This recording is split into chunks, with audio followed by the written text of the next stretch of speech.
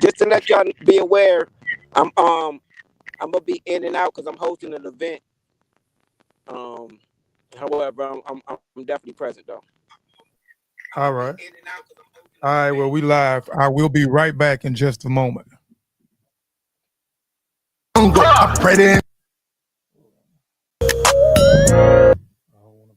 I'm deep when I think about the Congo. When you see the truth, anything is possible. Ain't the bombs, I'm bad.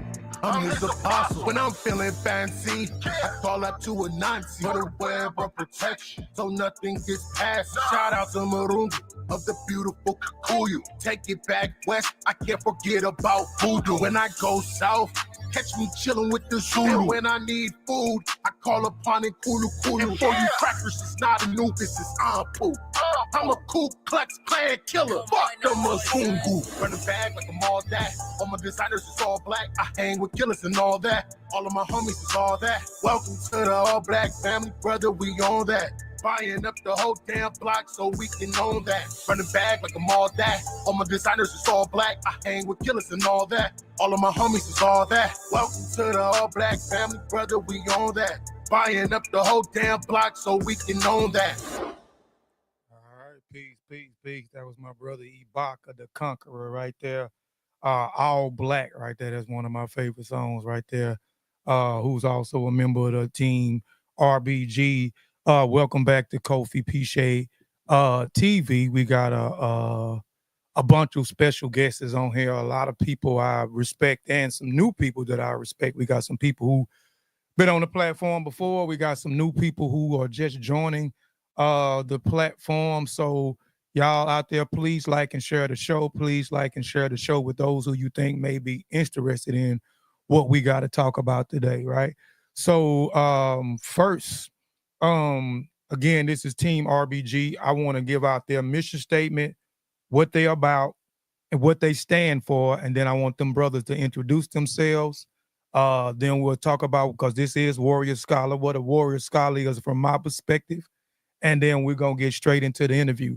All right, Team RBG mission statement is to culturally connect with the empower our youth through the 9 areas of people activated to help facilitate African sovereignty. What Team RBG is about. Team RBG is about a group and a movement whose purpose is to organize Africans under the red, the black, and the green.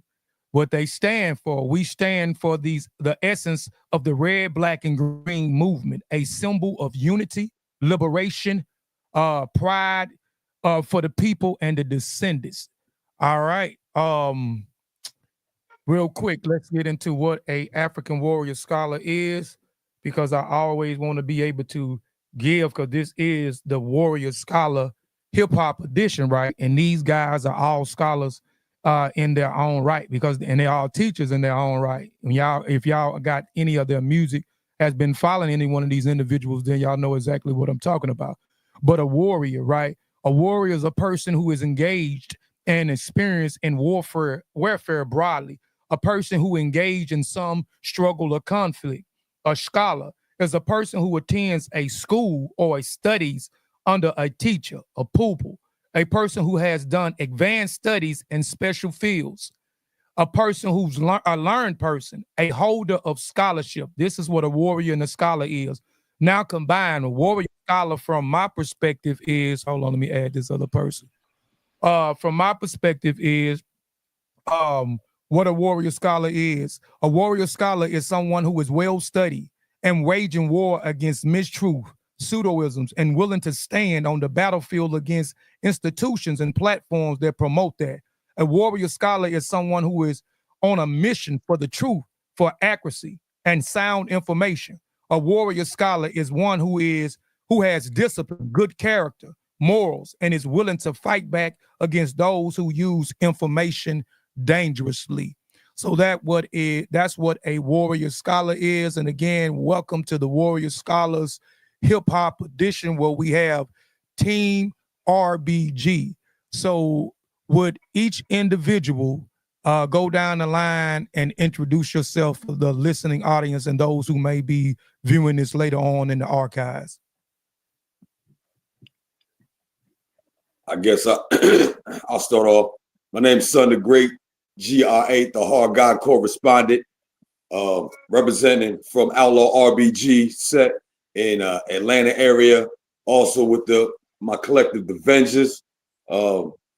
Been working with these brothers for the last few years, 5-10 years, and happy to be a part of this collective, not just in the group, but a member of Team RBG, the organization. Zalu. Peace. What up, y'all? It's Obafemi, Kensi Adelele, Brother OB, Arkansas RBGs, MCE Soul Music, GSC Community Gardens, man. We here, we building, we live and direct, man. Team RBG. That's what it is. Yo, it's your big brother, Big Rock, half of Rock and Musa, QC RBG, and Team RBG organization. Been down with the brothers for the past 10 years. Happy to be here and do this work with the brothers and sisters of Team RBG.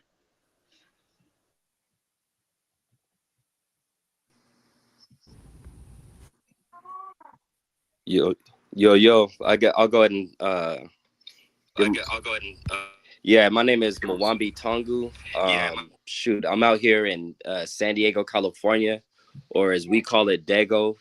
San Diego, California, or as we call it, Dago. Hold on, Steve, you got to mute your mic. All right, go ahead.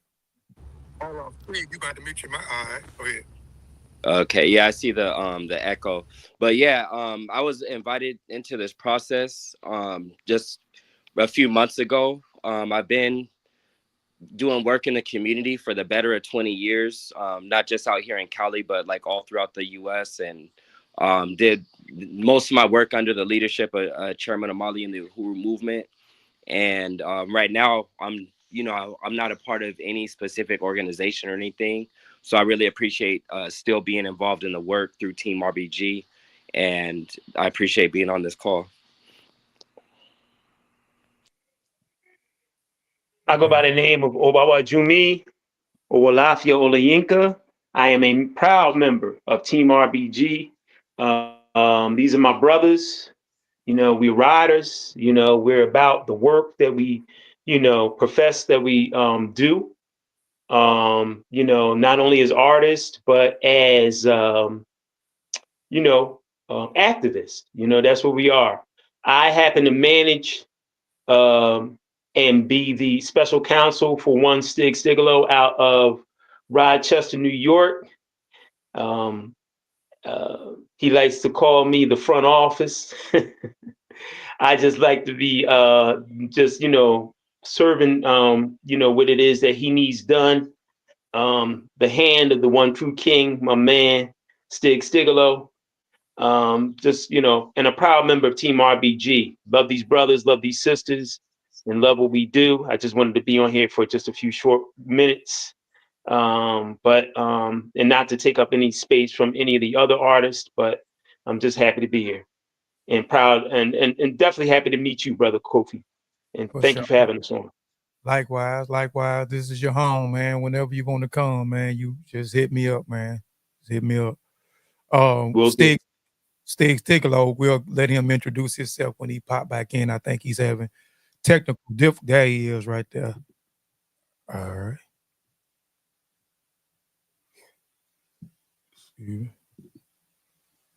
Yeah, we waiting on Stig to connect. So while we wait, there you go. Go ahead, Stig. It's on you. I apologize. My phone is really acting up. Had got stuck.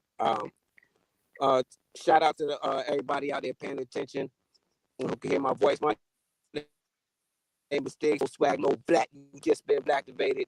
Appreciative to be here as an organizer, part of these powerful brothers from here, Rochester, New York, to across to the south, to the west coast, to across the globe. We about that work. The reason why I rock with these brothers so hard is just because it's not just these ain't just no rap ball. These is real as with us. As we were saying earlier, as teachers and their community organizers, which means in their communities they are doing something active to change the conditions and help improve the conditions and work for the liberation of our people. All right, Steve, do me a favor. Pop back out and pop back in because you sound a little robotic. But once you pop out and pop back in, we still be good. Yeah. All right. So the Warrior Scholar. Yeah, if you pop back out and pop back in, that's all it's gonna take, man, for it to clear up because you was a little staticky. All right. So now my first question we're gonna get into a whole bunch of stuff. But again, like this is like I said, the name of this show is Warrior Scholars. And you all are warriors and scholars in your own right. And like I said, if people have been following y'all or, listening to your music, or following y'all on social media and looking at some of your posts, they understand that you brothers are educated, right? And this being Warrior Scholars, before we get into anything else, this is a question I always ask the guests, right? Who is one of your favorite warrior scholars, right? Who is one of your warrior scholars? Who is someone that you look up to? Someone who has pen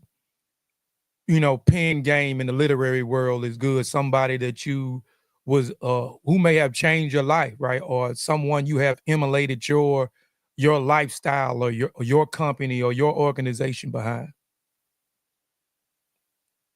This is for everybody. I like to say. I'll go. Go ahead. Go ahead, Oba. Go ahead. No. I like to say, for me, growing up all my life, I think that the warrior scholar that I appreciated most, and the one I was introduced to very, very young, having records being played of him in our home as a child, growing up, playing with my little action figures and toys, but hearing his voice was Brother Minister Malcolm X, Brother Malik El Shabazz, Brother Omawale, was definitely one of mine growing up. But I like to say now, probably the warrior scholar that I appreciate most is probably Baba and Walimu Baruti, who came up with the term for an African warrior scholar, which is an Asafo. And, he's the one that I appreciate, I respect, I value his words because he lives exactly what he says in all of his literary work and all of his, activist work and many of the lectures that he does and various different seminars that he does online. So I would probably have to say Baba and Walimu Baruti.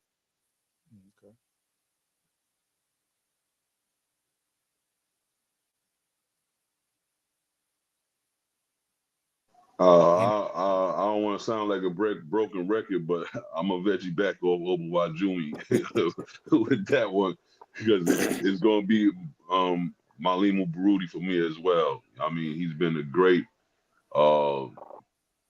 elder, teacher, and warrior scholar himself. You know what I'm saying? And having to know him over the past 10 years, all the wisdom that he's imparted on me and just being there for me as well, you know what I'm saying, as an elder, you know what I'm saying? I have plenty of conversations with him through inbox or through text messages or whatever. So, and his books like EY has helped me personally. So I'm going to say Baruti. Okay. Good. Go ahead, son, the great. Oh, okay. All right. You know what I mean? It's kind of a two-part question, two-part answer for me. Music-wise, it has been early stages, Chuck D and Brother J combined. You know what I mean? Those two, music-wise, you know what I mean, with some sprinkle of Rakim over top of it, have got me there music-wise, or I should say hip-hop-wise. But it would be brothers like Steve Coakley and Kwame Ture, who really affected me. You know what I mean? Brother Malcolm X brought me in a certain way. But when I heard these two brothers speaking, it was their conversation and their speeches and their fire behind it. You know what I mean? That really said, okay, that's where I'm at with it. So that's what it is for me. As well as Fela Kuti. Yeah. All right. Nick? Yeah, I would say, man, contemporary, like within the past maybe 5 years, I would say Baba Imhotep, Fatu with PLM. You know, that's the example that he's put down, his scholarship, his organization skills, you know, the family, you know what I'm saying? It's a very great example and demonstration of you know, African manhood, you know, Pan-Africanism, race first. So yeah, I would say Baba Imhotep, Fatu. Okay, for sure. What about you, my brother Tangu? Yeah, well, shoot, musically, I appreciate the brother mentioning Fela Kuti. You know, definitely a lot of Fela. Early in my days, definitely, you know, I used to listen to a lot of KRS-One, and you know, I kind of camped out on, you know, when conscious hip hop was kind of moving in weird directions, kind of camped out listening to a lot of KRS, and then Dead Prez. You know, I think just their political ideology mixed in with the hip hop really, you know, opened up a lot of people's eyes to a lot. And like, you know, political influences made like Kwame Nkrumah, definitely Malcolm X, Garvey. You know, I've operated under the leadership of Chairman O'Malley for the better part of my adulthood. So African internationalism, definitely is a part of the foundation of my ideology. And shoot, that's I think I could say that right now, just off the top. All right. For those who may not be familiar, because again, this we want to make this every show I do, no matter what type of show, I want to make sure that it is educational. So the people that are watching right now and the people that go back in the archives, this can be something that they can go back into and be educated by. It's all about education, because some people may not be where we at, right? It may be somebody that may not know about Pan-Africanism, may not know who Garvey is, may not know who Malcolm and so forth is, right? Or what RBG is. So for those who may not be familiar, can you all explain the meaning and the significance of RBG and what it represents for you all movement?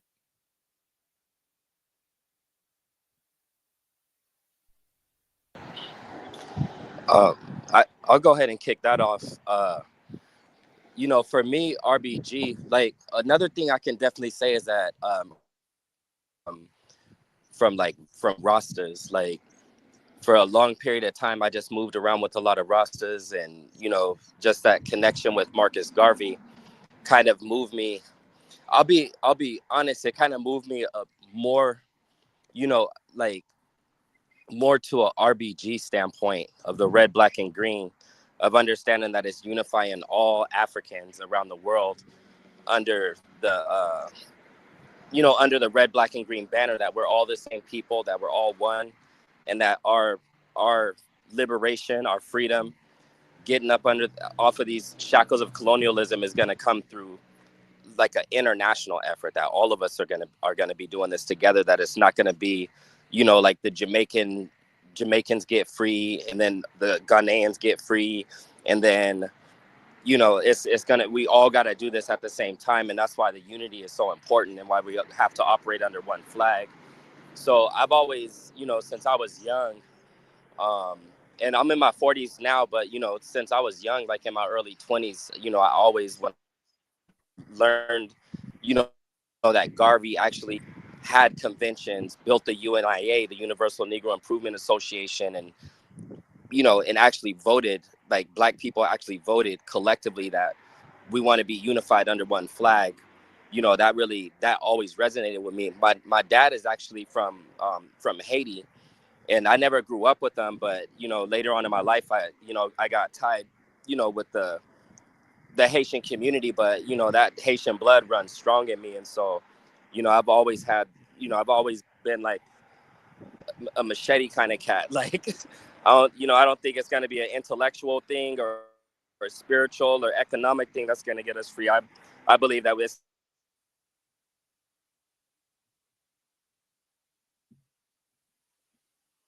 You done froze up, Brother Tango.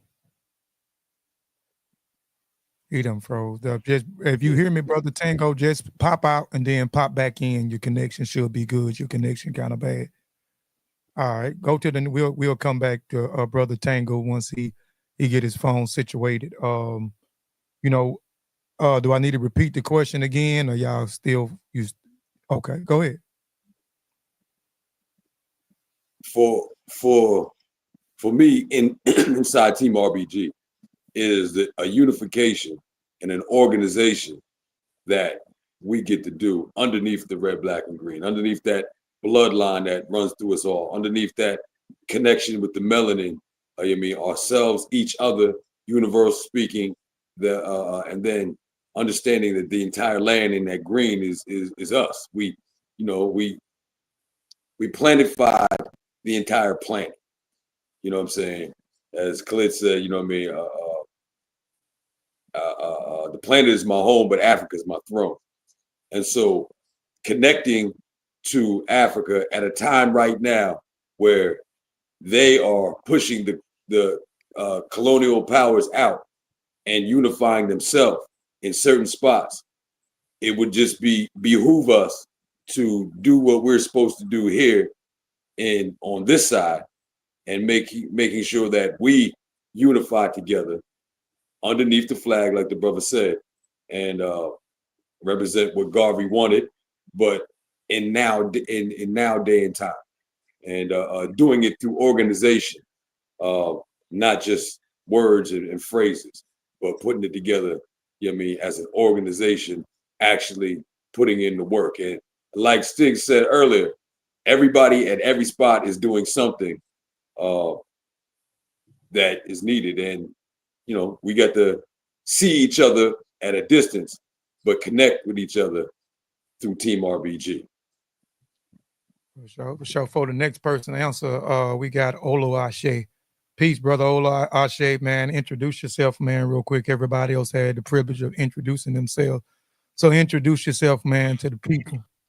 Peace. I just popped in, so I'm not even sure what the question was. But and I just introduce yourself. I wanted you to introduce yourself, and if you got time, I'll repeat the question since you got a limited time, and you can answer the question, and then we'll go on to the next person. All right. My name is Olu Ashe. I'm the founder of the Ashe Project. Great supporter of Team RBG. I'm your neighborhood hope dealer. I'm just trying to make sure that my people got some understanding and presenting them information that they can use for real. Okay, for sure. And so the question was, for those who may not be familiar, can you explain the meaning and the significance of RBG and what it represents for your movement? So RBG is an acronym, red, black, and green. It represents red for the blood, black for the people, green for the land. It was created by Marcus Garvey and his wife as a symbol of a unified African diaspora. He presented this because, well, it was inspired due to a song called Every every nation has a flag but the coon. So considering that we not coons and that we Africans in the diaspora, we utilize this flag as a symbol. It's like a beacon. When you see this flag, it's supposed to represent that unified ideal and perception that we share one goal, one aim, and one destiny. For our setup, it represents those tenets. It represents all the different ethnic groups that comprise of what is commonly referred to as African Americans, but some may use the term Black Americans. Um, it represents a unified Africa in the diaspora. Like, it is a banner to let people know that we are unified by our blood, by our shared ancestry, and a desire to free the land and be able to utilize our skills and our determination to do for self. All right, appreciate that, brother Olo. No problem at all, bro. Salute to you. Salute to the Moxie Warrior Clan. Salute to everybody on stage and those that couldn't make it as well. And salute to those that's been jamming the project. Make sure y'all tune in to the RBG Gumbo. Get you a bowl that's piping hot. And yeah, we don't put eggs in our gumbo. That's all I wanted to say. Olu. We're gonna definitely get into the album, man. We're gonna definitely get into Salud. the album. No sugar, no cream. For sure. Salud. All right. Next person. Same question. What is red, black, and RBG mean? Yeah, what is That's the question. What is RBG? What is the significance of RBG, and what does it represent for y'all movement?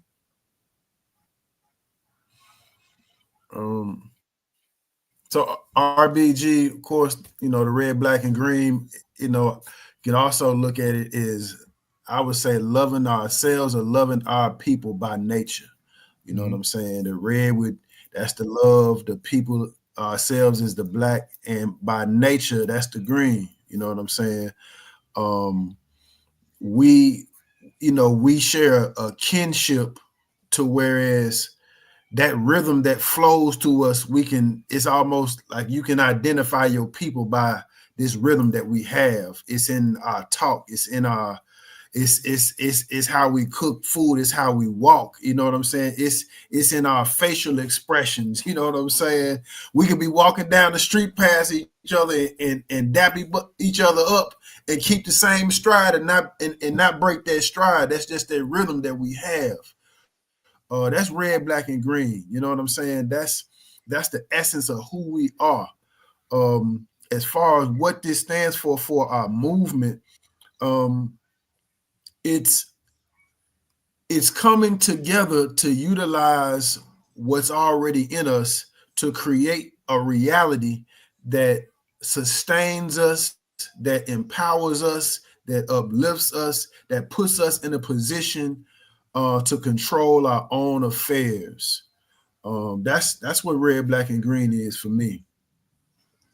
For sure. Next person. Again, I'm asking this question. We can't always think that people on the same level that we on. So we always want to be able to educate, you know what I'm saying, in the same sense as we have this dialogue, because again, somebody may come on here later on in the archives or while we still on this program and don't know what RBG is. So, it's all about educating people. So some of these questions I may be asking, you may be asking why I'm asking y'all these questions. Again, it's to edify the people as well. All right, go ahead, Rock. Yeah, like you said, it's red for the blood, black for the people, green for the land. It stands for righteous black gods, righteous black goddesses. It's connection. You know what I'm saying? It's umoja. It's Ubuntu. It's those principles of Kwanzaa. But every day, not just during Kwanzaa. It's our connection to everybody to know that as long as you look like this, we need to be working together. You know what I'm saying? That's what it means to me. It means family. You know what I'm saying? At the end of the day, to me, when I see those colors, I know that I should be able to call you family and should be able to get help or consideration for anything that I'm doing right now. You know what I'm saying? Even if it's just the ear to hear my problems. You know what I'm saying? That's what RBG is to me. You know what I'm saying? It's family, it's connection, and it's work. You know what I'm saying? It's work. It means work. Kazi. For sure, for sure. All right. Next person. Red, black, and green means so many things, and it means so much to me, as well as it, means so much to every brother on this call, every sister, who is involved with this work and this movement, whether it's Team RBG or, another, Pan-African Nationalist organization that is about the liberation and sovereignty of our people. But red, black, and green is the colors of our provisional government. You know what I mean? That's what Mr. Garvey, the Right Excellent Honorable Marcus Messiah Garvey established it for. It was our flag to identify our nation and our provisional government. And right now, do we have a provisional government? No, not in place, but we have all the tools necessary. We know what we need to once again become a mighty nation under the red, black, and green. Whether you are part of the UNIA, the Universal Negro Improvement Association, African Communities League, whether you're a part of Team RBG, whether you're a part of, New African Independence Movement, whether you're part of, Free the People Movement, FTP, whether you're part of PLM, Pan African Liberation Movement. If I said any other organization that's out there, organizations like, oh gosh, well, look, I mean, I could say I could go down the list, but I know we don't have that type of time. But any organization, that is connected and solely about the liberation and sovereignty of African people who fly the red, black, and green, who are truly sincere and committed to it, and they're not fronting, they ain't faking, they ain't they're not, culturally, banging on one another. They're not, constantly banging on one another, you know what I'm saying? But really want some results and coming together and doing what's best for African people. The red, black, and green is your flag. It's all of our flag. You know what I mean? That's what Mr. Garvey created it for, so it's the flag that represents us. It's the flag that represents our government. It's the flag that, we live for each and every day. And, if need be, we die for. That's what red, black, and green means to me. It means so much. And, I'm honored, to be a part of the African race and to be doing the work towards us becoming a great, mighty nation, becoming kings and queens once again, and doing what it is that's necessary to be self-sufficient, to be self-determined, self-defined.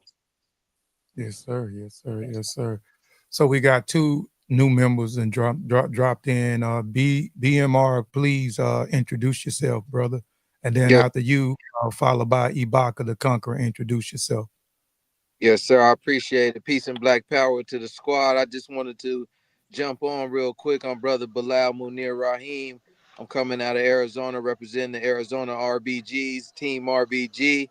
I was listening to the interview right now. I'm at dinner with my family. I just had to run to the car real quick because I'm sitting at the table and we had dinner for my grandfather's birthday. He turned 89. So I'm looking and he just looking at me. He said, "Hey, I want one of those hats." So, hey man, that just made my whole year. You know what I mean? Because just to have an elder who has nothing necessarily, we ain't had these type of conversations. You feel me?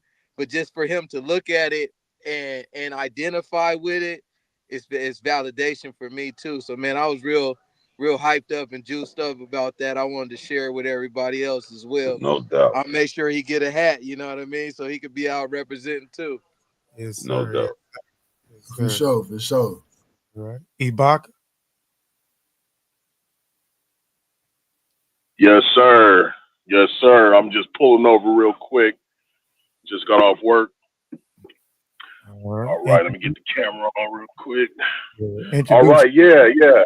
Yes, sir. Yes, sir. Ibaka, heralding from Los Angeles, California. Proud to be a member of Team RBG. Just been doing music for a long time. Excited. I'm just glad that this is a conscious effort to push Black greatness in the form of music. We are people that express ourselves in various forms. We're very abstract. We know how to be concrete, but we're very abstract. And through that abstraction, through that mentality, through that mode, we're able to understand the world, and we're able to understand what is necessary to be done. So I think this mixtape is going to really highlight some of the fundamental elements that we need to bring about liberation. Peace. All right. All right. All right. Well, BMR, before you get off here, I know you got to go, man. I'm asking everybody the questions, and I'll ask Ibaka after you. The question I posed was, for those who may not be familiar, can you explain the meaning and the significance of RBG and what it represents for your movement? Yes, sir. I appreciate the question. So RBG to me represents I'll say two words: survival and separation. And through that, there's going to be different methods that we take to accomplish that. I think love is at the top of it, being able to express and show love to your fellow brethren and your sisters, your comrades. I think that's the foundation of it.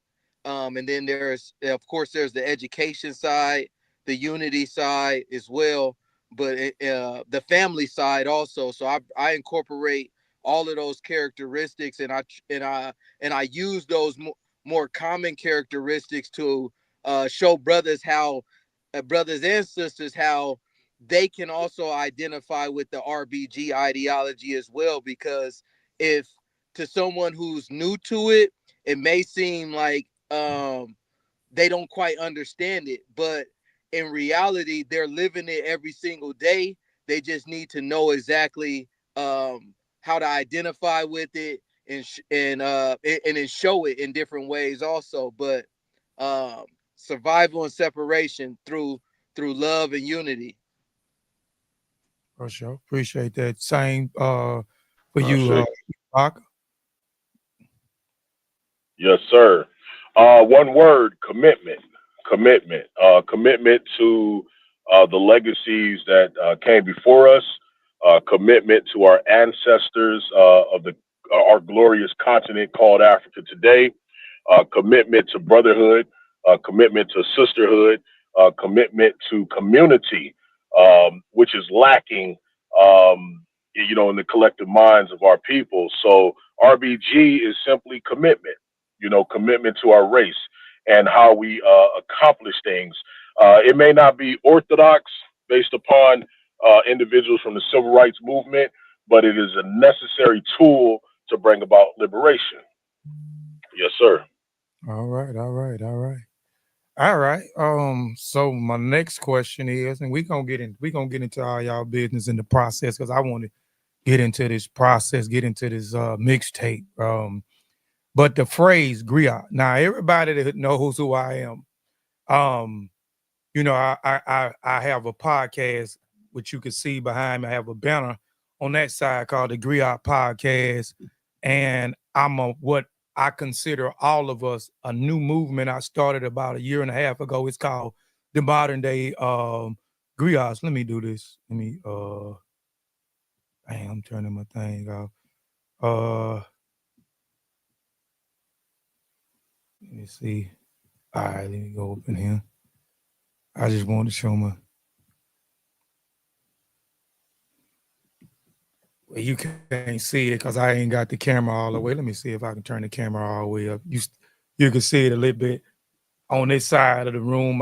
Modern day. So I live by the modern day griot. I live by what the griot stand for, right? I live by that. So when I seen this, even if I didn't know any of you individuals, some of you already graced the platform before, right? So even if I didn't, you know, just to see that in there, that gonna make me rock with y'all. It's gonna make me go buy everything that y'all got. Gonna make me go research every individual because y'all have something in there, the griot in there. So it's a phrase that I see that y'all post that is connected to the team RBG. The phrase is the griot using music to break oppression.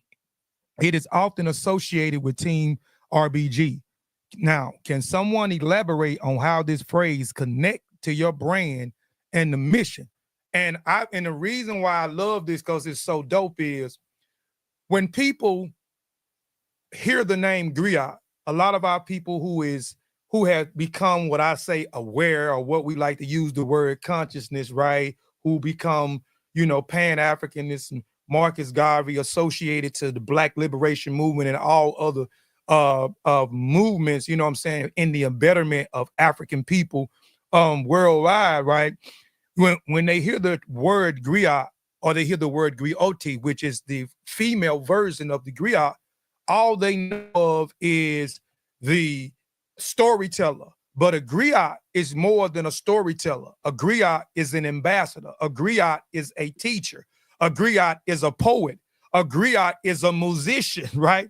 A griot, as well as a griot, is a songwriter, you know what I'm saying, praise singer, and et cetera, right? A griot is also a warrior. He is the one who is a thinker. He or she is the one who gives the strategies to our people when they going out there on the battlefield, right? So a griot and a griot play so many different roles, right? And their roles is so important when it comes to West African culture. I'm West African out, right? You know what I'm saying? I know we talk about other different places. I know Kemet is popular, but I'm from West Africa. My lineage comes from West Africa. So I'm repping West Africa. I'm talking about West Africa all day, and I'm pulling from West Africa all day. So can someone elaborate on how this phrase connect to your brand and the mission?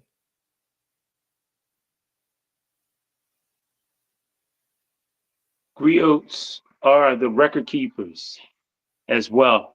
Yes, they are the In order for one to tell a story, they got to be able to keep a record of the history. Mm-hmm. So in that process, one of the things that I know that my brothers on the project, sisters on the project, even artists that I manage, Stiggs, we talk about often, he and I, how important it is to record the history of African people, the true history of African people, and to incorporate that in your lyrical lyrical arsenal. It's important to do that because music is a weapon. It should be used as a weapon of liberation. The Honorable Baba Khalid Abdul Muhammad would often say that it has to be used as a weapon. It has to be used as a means to disseminate information to break African people out of their ignorance. Mm-hmm. So when the brothers and sisters, when they sat down and they when we were coming up with the idea for this mixtape, which really came together very, very quickly. And it also was something that was inspired by an idea that a sister gave to the circle. Sister out of LA as well, Sister Ife Jaye, said, well, why don't y'all put together a mixtape? We got this election coming up. I know a lot of our people, who vote and stuff like that, they definitely feel some kind of way. And if Trump get back in the office, man, we need something to kind of like be able to keep the people's spirits up.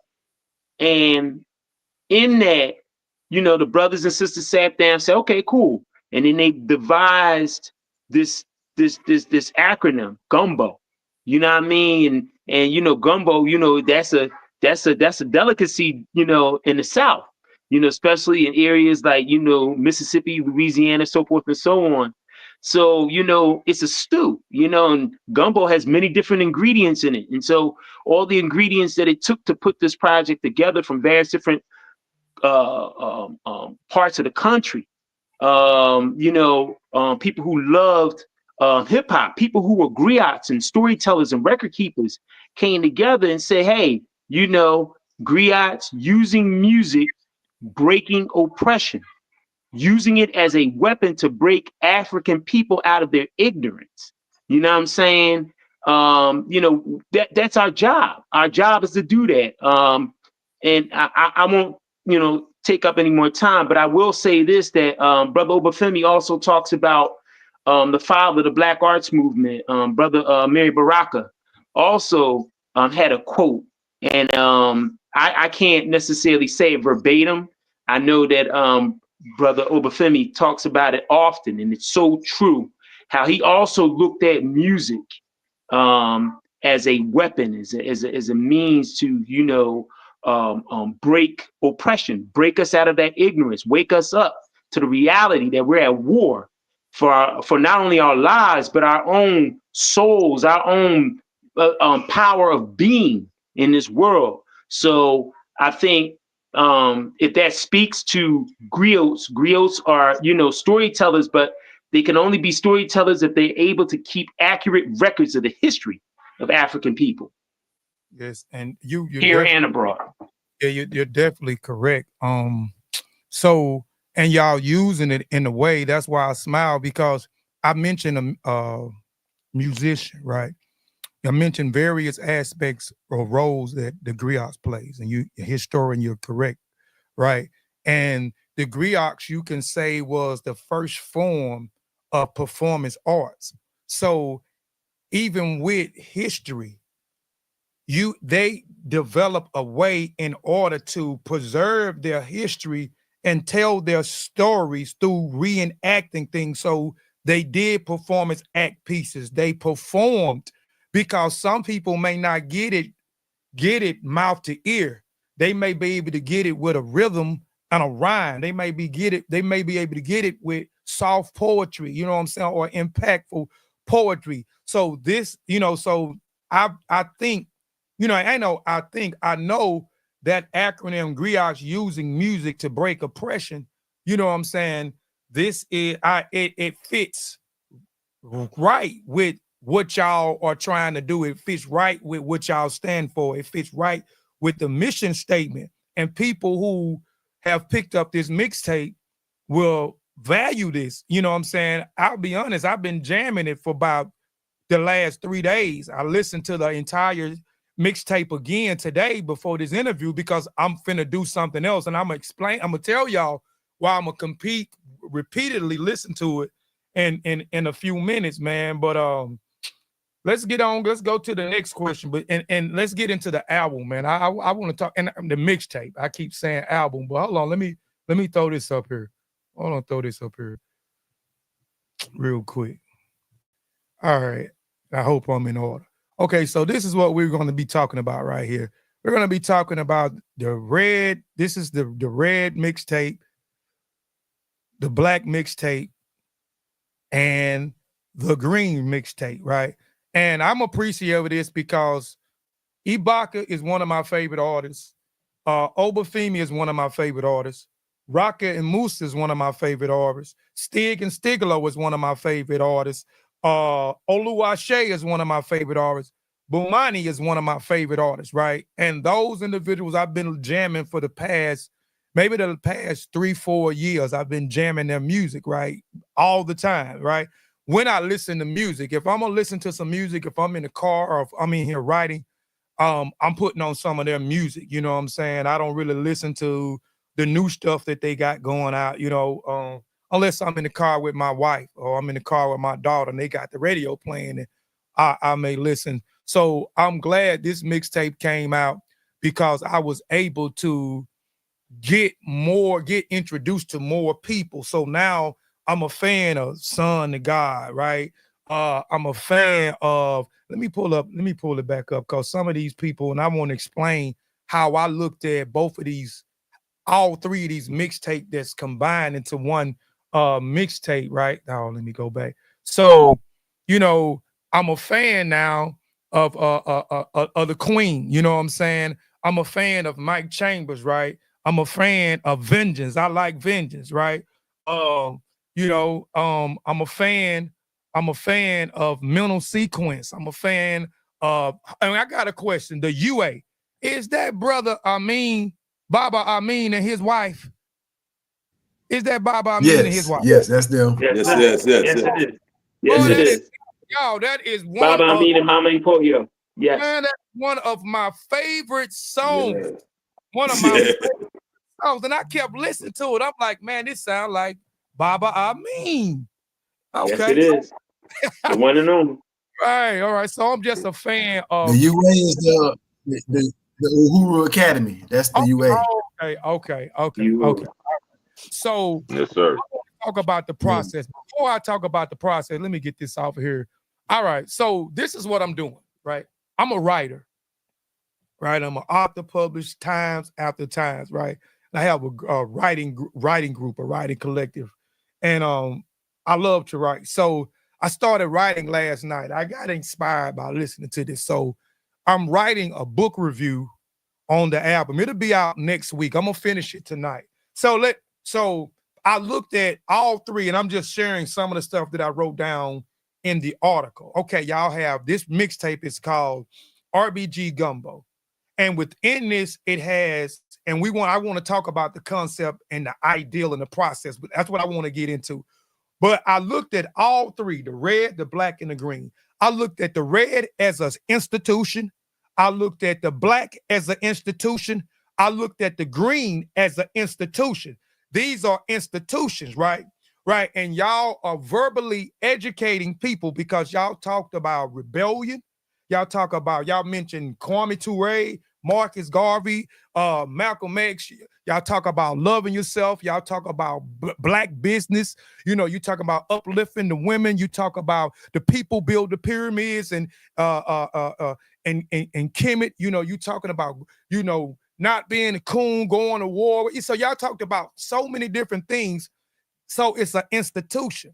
So y'all are educating. Each mixtape is an education institution, right? So I'm looking at these as three different separate buildings, right? It's a RBG. I'm looking at it as the RBG team is the university, and y'all got different annexes in the building. So you got the red building, you got the black building, and you got the green building, right? So That's how I'm looking at it, right? And this mixtape, I said, man, this is for the grown folks and the children. It's for the grown folks and for the grown folks to share it with their children, right? This is a method of, we talk about the conscious community, and my gripe with the conscious community is we want to argue all the time, but there's no institutions. Where's the damn institutions? And we've been arguing with each other. I know I came on the scene in 2012, and we still doing the same ish that we've been doing since 2012, right? Yep. So I'm looking at this like as an institution. I'm looking at this mixtape as a reference point. So now I can say, okay, you want to learn a little bit about Garvey? You want to learn a little bit about Pan-Africanism? You want to learn a little bit about loving yourself? You want to learn a little about the people who you are praising, what type of people they were as killers, murderers, and etc. Right? You want to learn about knowledge of self. You want to learn about architects. You want to learn about where we come from. You want to learn about our greatness. Then you need to listen to each one of these institutions. Go check out the red institution. Then go check out the black institution and the green institution, right? So let's talk about the process, man. Walk us through the creative process behind the formation of Team RBG and the inspiration for the mixtape, which y'all kind of briefly talked about, the sister and the concept centered around the red, the black, and the green, because I just thought that was so dope about because I didn't have a clue until I bought the mixtape. And then once I got it in and got ready to die, I said, oh shoot, man, it's 3 different mixtapes in the one mixtape. And then I see, okay, the red mixtape, the black mixtape, the green mixtape. And I was like, that concept to me was so dope. You know what I'm saying? So yes, y'all walk us behind that part, walk us behind the formation of the team and walk us behind the whole process. Obafemi, that's your question. Yeah, that is your question, brother. Yeah. You can answer Well, Team RBG is the organization. It's an organized body of RBGs across the country and some outside the country.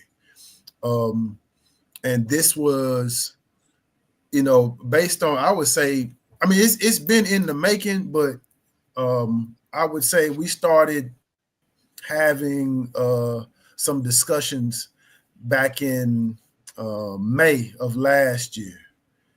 And we've been consistent every Sunday of developing talks about, we all doing the work in our own zones, in our own areas.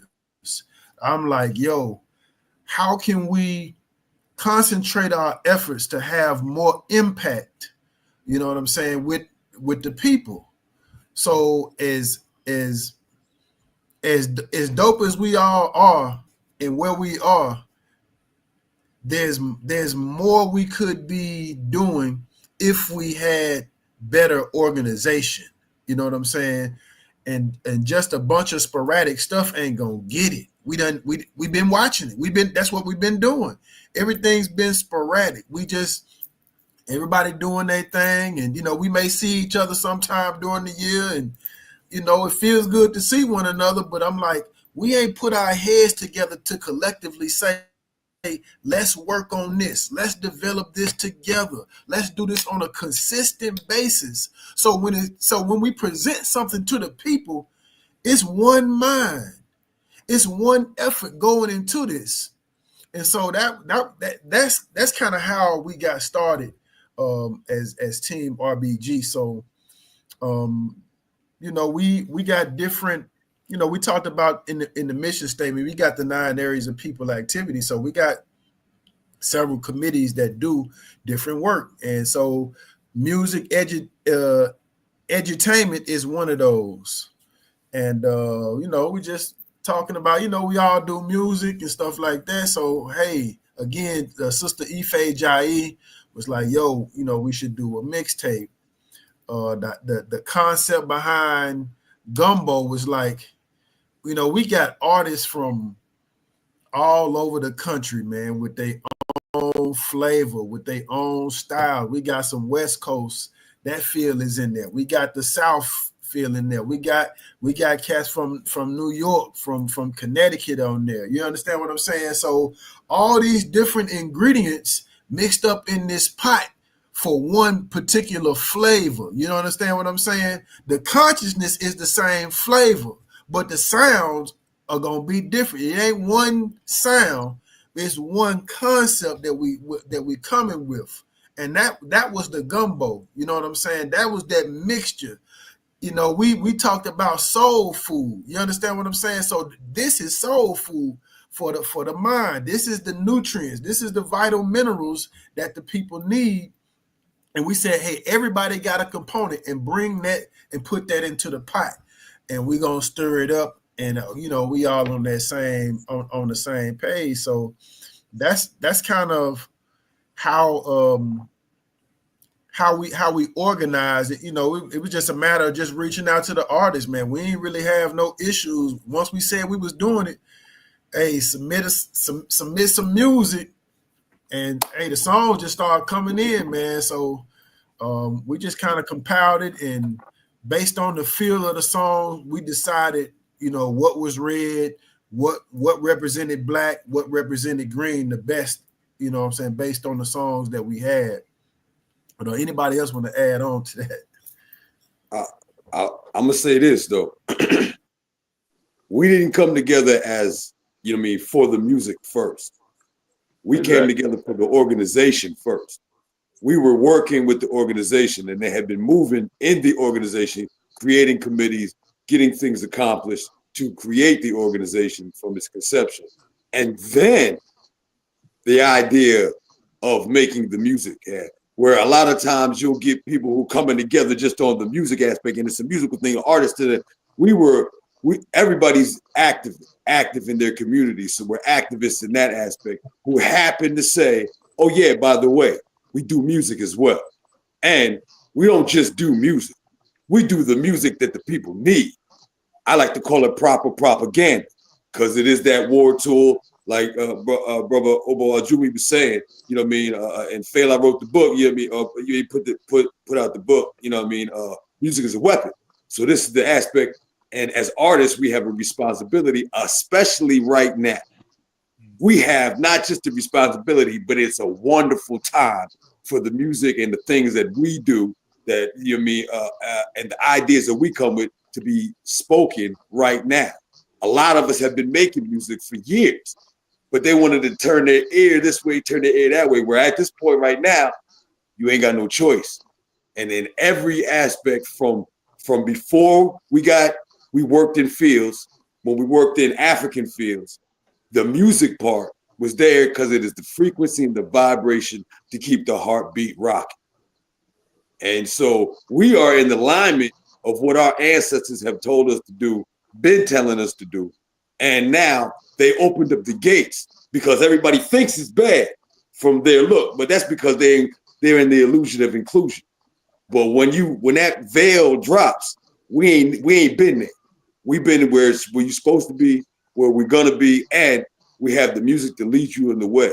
And I like to tell people, you can stop sending your children to school. You heard this term, Wu-Tang for the children. But seriously, you give them this gumbo, and you go over this gumbo, and you break every song down, take a day to break every song down. And when you finish with that, do it again 3 more times. You have a whole school year of information and education that will lead the children in a better way, as long as they can read, write, and have some sort of add and subtract. After that, that's all they need. Give them the gumbo. And that's a fact. Yes, sir. Indeed. I would like to add to that, if I may. Collaboration and cooperation brings about restoration. This project is very important to me, and I know the brothers on this panel, it's very important for them. We are all from different organizations. We all have different vantage points, but we decided to come together, right, for the liberation of our people. But you can't have that without cooperation. So we cooperated with one another. We bounced ideas off of one another, and we came up with this great stew that we have. So it's a powerful project, very powerful. Indeed. It's like I'm a chef by trade, so to me it was just being in the kitchen with my teammates. You know what I'm saying? And we got this catering event to happen, and we all in here putting the right ingredients together, and knowing that it got to be savory, it got to be filling, it has to be nutritional. You know what I'm saying? It has to be appealing as well, because we know we eat with our 90% of eating is with our eyes, because if it look good, we gonna eat it. You know what I'm saying? If it ain't appealing, we most likely is going like, nah, I don't really want that. You know what I'm saying? And we're all griots, and we came together to give you a meal. You know what I'm saying? And this meal is this hearty, sticking to your stomach gumbo. And that's what that is. It's a cock hammer. And shout out to Mitsu Son. It's a cock hammer. It's that weapon. You know what I'm saying? It's that weapon that Baba Khaled talked about. That's exactly what gumbo is. I believe that things don't happen before it's time. I don't think that things really happen really after it's time.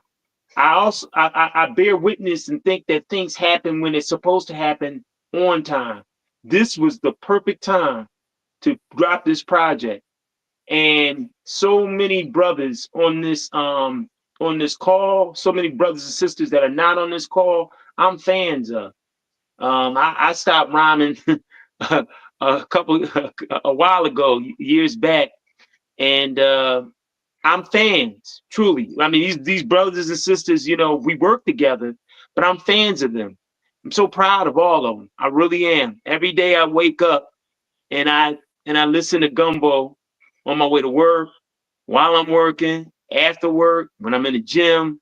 I'm very proud of each and everybody that submitted music, that was a part of this project, that they made history, man. Because something like this on this level, and Brother Obafemi says this all the time, that has been promoted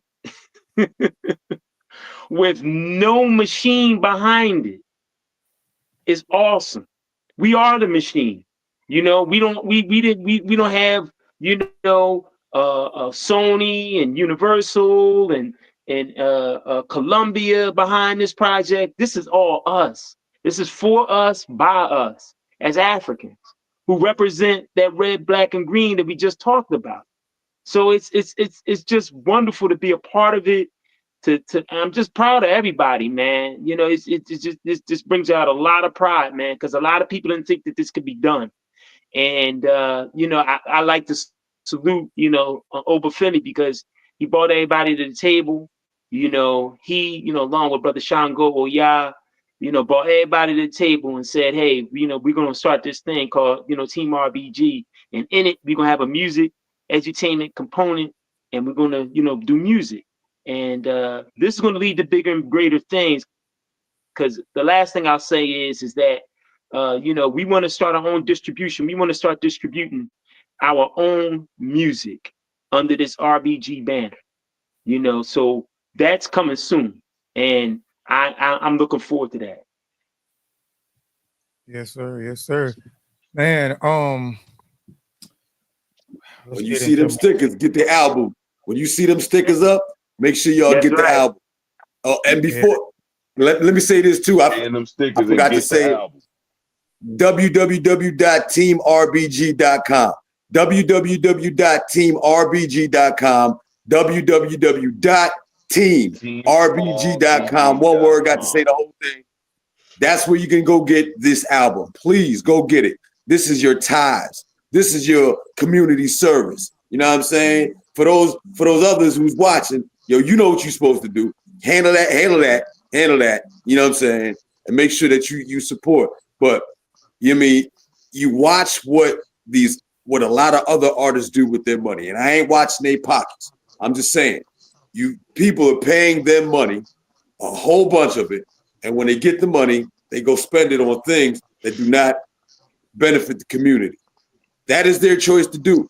But there is 25, 30 artists on here whose choice is to make sure that we give you quality sound with something that you need substance. And we're only asking, help us help you. You know what I mean? And not just to give us something, but come get this food. Come get this food. And whatever you donating for that food, you're going to get 1,500 times more than that in nourishment. You know what I'm saying? So trust, it's a drop in the bucket, you know what I mean, compared to what was going on. And, you know what I mean? We got to grease the wheels on some real. We got to grease the wheels. We got to make it happen. People put their time, their energy, you know what I mean, and they thought pattern into this. They donated to make sure that this happens for Team RBG as an organization. This is just not some group aspect where we're a new label. And it's bigger than that. So understand that when you spending your money, in the proper place when you do that. TeamRBG.com. Yes, sir. We're gonna talk about that a little bit more, man, because what you said is important. That's gonna be my last question. I don't have but 2 questions left, man. My next question is, can y'all share an example of how Team RBG has already impacted the community, particularly among young people, right? Because at the end of the day, this is just my opinion. What I do, it's not necessarily for the grown folks, but it's for the grown folks, but it's particularly for the next generation. It's for the youth, right? So what have, again, the question I pose is, can y'all share an example of how Team RBG has already impacted the community, particularly among young people?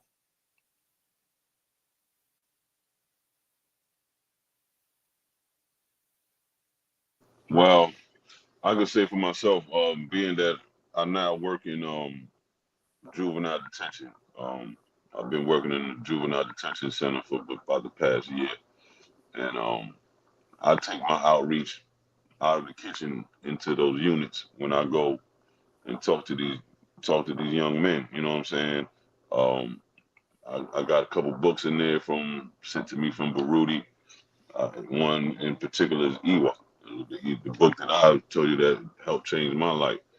I got that book inside, you know what I'm saying, so I can get it to the young men, you know what I'm saying, to help them build character. You know, that's what EY is about. You know what I'm saying? Team RBG is about outreach, you know what I'm saying, as well as you know what I'm saying, being a community to help the people, but it's also about this outreach, getting to the youth, getting outside, not being scared to talk to the youth. You know what I'm saying? We can't be scared to talk to the youth out here thinking that they just because we was all wild in our own generation too, so we can't be uh scared to go out here and talk to these kids, you know what I mean? So that's what I'm gonna say is outreach, you know what I'm saying? And for me, being in the juvenile detention center and seeing how we leave our kids out into the wilderness, you know what I'm saying, out here, you know, and a lot of them feel that way. And I go in there, yo, OG, da da da da da. So once they know I'm not square because I'm coming to work, ball cap, J's on or whatever like that. But I got a reason to why I look that way and why I present myself that way while I'm around the youth. Because I want them to see something that they can recognize. Once they see that there's something that they can recognize between me and them, I got you. Now I can impart some wisdom with you. You know what I'm saying? Bro, and that's what it's about. And I commend you for that book, right? Because you said you gave them the book Iwa, right? We know this is a Yoruba word that means character, right? So, and even no matter what place in Africa, there is something that they use. It's an element inside of the culture, and that is building good character. You again going back to the Yoruba word Iwa, character. We mentioned Iwa Pele or Iwa Riri. Iwa Pele means gentle character. Iwa Riri means good character, right? And that is an element in creating good character. That is an element is raising the people to the highest level of humanity as possible, right? So when there are good, when good character has so many different elements, that is acknowledging someone's existence, that is being kind, that is showing empathy, that is showing love, that is showing respect, and I can keep going on with those characteristics.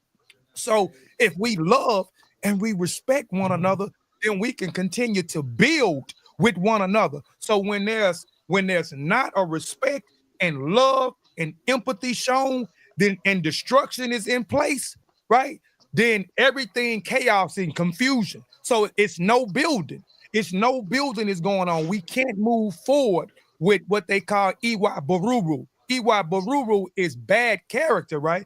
So I commend you on bringing that book in and to try to develop those young men with good character, because we need those pieces, because we always say that we are Africans, right? So we know that Africans have what they have. They have the rites of passages. And in those rites of passages, those are one thing of growth and development when we're talking about taking a young man and a young girl from an adolescent and making them an adult, right? So we need those things. So, man, I salute you, man, for that book record. You could have gave any other book, but you gave that book, man. So I salute you for that one. Indeed. Yes, so we got another brother on the panel. Please produce yourself, Mike Chambers. Please introduce yourself, brother, to the panel, to the people. Right on. Peace, brothers. How y'all feeling? We good, brother. How about Salute, yourself? Pete. Salute. 48, you know what it is. All right. Yo, man, I've been checking y'all out, man. I'm actually sitting in here with some foundational RBG brothers in the movement. You know what I mean? Born in the movement, man. Let me just pass my phone around. Like I said, man, we checking y'all out and we listening, and we also just chopping it up. You know what I mean? And we just saying how, like I said, man, we checking y'all out. You feel me? Like it's just great now to even see RBG still being talked about, right? But I'm gonna pass the phone to one of my brethren, then to another one of my brethren, and another one of my brethren, and just let them shout out everybody one time so you can see how we do in ATL and abroad. All right, one time. What it do? What it do? This Kings. What's happening? Peace, brother.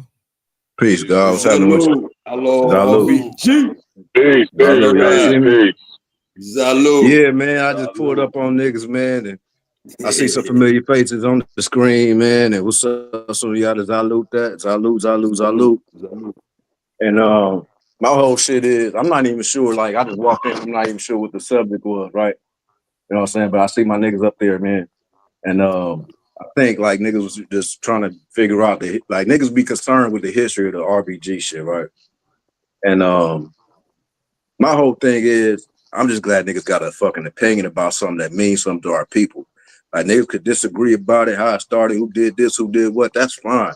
I really feel like that's a beautiful thing to be doing because at the end of the day, it's keeping the energy alive. And that's really the most important thing to be doing is keeping the energy of RBG and what it represents and what it stands for alive. I be hearing niggas talking about how it died, but the fact that we got niggas that still care so much about it means it's alive and well. You know what I'm saying? As long as we care about it, whether we disagree or whatever have you, that's what matters. We could disagree, but what we can't disagree on is what them colors mean, what that RBG stand for, red, black, and green, the blood, the people in the land. Ain't nobody on here gonna disagree with that. Now, with that said, I can say that RBG started way before a flag. It really is deeper than a flag. I be telling niggas all the time, Pac was the first RBG as far as a nigga that was on some revolutionary but gangster shit. He's the first nigga that put thug life in the terms of something that represented the people. But from there, you want to talk about the colors and the flag. My niggas Dead Prez, who I'm very, very fond of. Them as my niggas and my brothers, my best friends, some of my best friends to this day. Them niggas brought the flag to the forefront. Them niggas put that shit on a bandana and coined the term RBG, right? And so it was a time I remember, like I met them in Cuba. And I met Tahir in Cuba. And this was when I had just started rapping. I was on some straight street shit. And Tahir was like, my nigga, you need somebody to DJ for you? I'm out of Cuba by myself. We performing for Asada Shakur, and Honda Beardune, all the OGs. You want somebody to DJ for you? Yes, please, bro. And that's how I met Tahir and Dead Prez in Cuba. From there, we just, built our relationship. It came a time, though, when Dead Prez kind of, if y'all remember, after they came out, they stopped coming out with shit. And they was going through some things, internally that made them stronger, I think, in the long term as a group. But it caused them to have to take a step back for a minute. In that vacuum, Outlaw RBG was created. I used to beg them niggas like, yo, put out some. Y'all my favorite group, when y'all gonna do something. And they had their reasons for, taking their time. So in that time, I said, yo, man, I'm gonna just take it and do what I do. I came out with my first project, The South is New York. If you check out the cover of that motherfucker, that was in like 2009, I'm holding the red, black, and green flag on the front of that motherfucker like this. You know what I'm saying? With all the OGs, all the revolutionaries on the cover. Go check out my South is New York Volume 1, the cover. It's right there, right? We had a fucking, my ex-wife at the time, I told her to start sewing up RBG rads. You couldn't find a red, black, and green flag nowhere online. Niggas didn't know where to get them. They used to ask me, how I get one of the flags that's on your cover? So I went and got some fucking printed up. We went and got some sold up. Had my release party, gave out 50, 60 of them motherfuckers, went to the club and banged on everybody. Niggas was like, yo, what gang is, they literally was like, what gang is this? This is like 2009. What gang is this? It was so many niggas with the flags. And then when my RBG Till I Die song came on, I performed that shit in the club and niggas was just looking like in awe, like some fucking zombies. I'm talking about a regular street ghetto ass club turning around. It was packed too. It was like, what the fuck is it? We had a big ass red, black, and green flag in the back. like on the wall in the club, and niggas was just shocked. Like, how are these niggas so unified but still so gangster?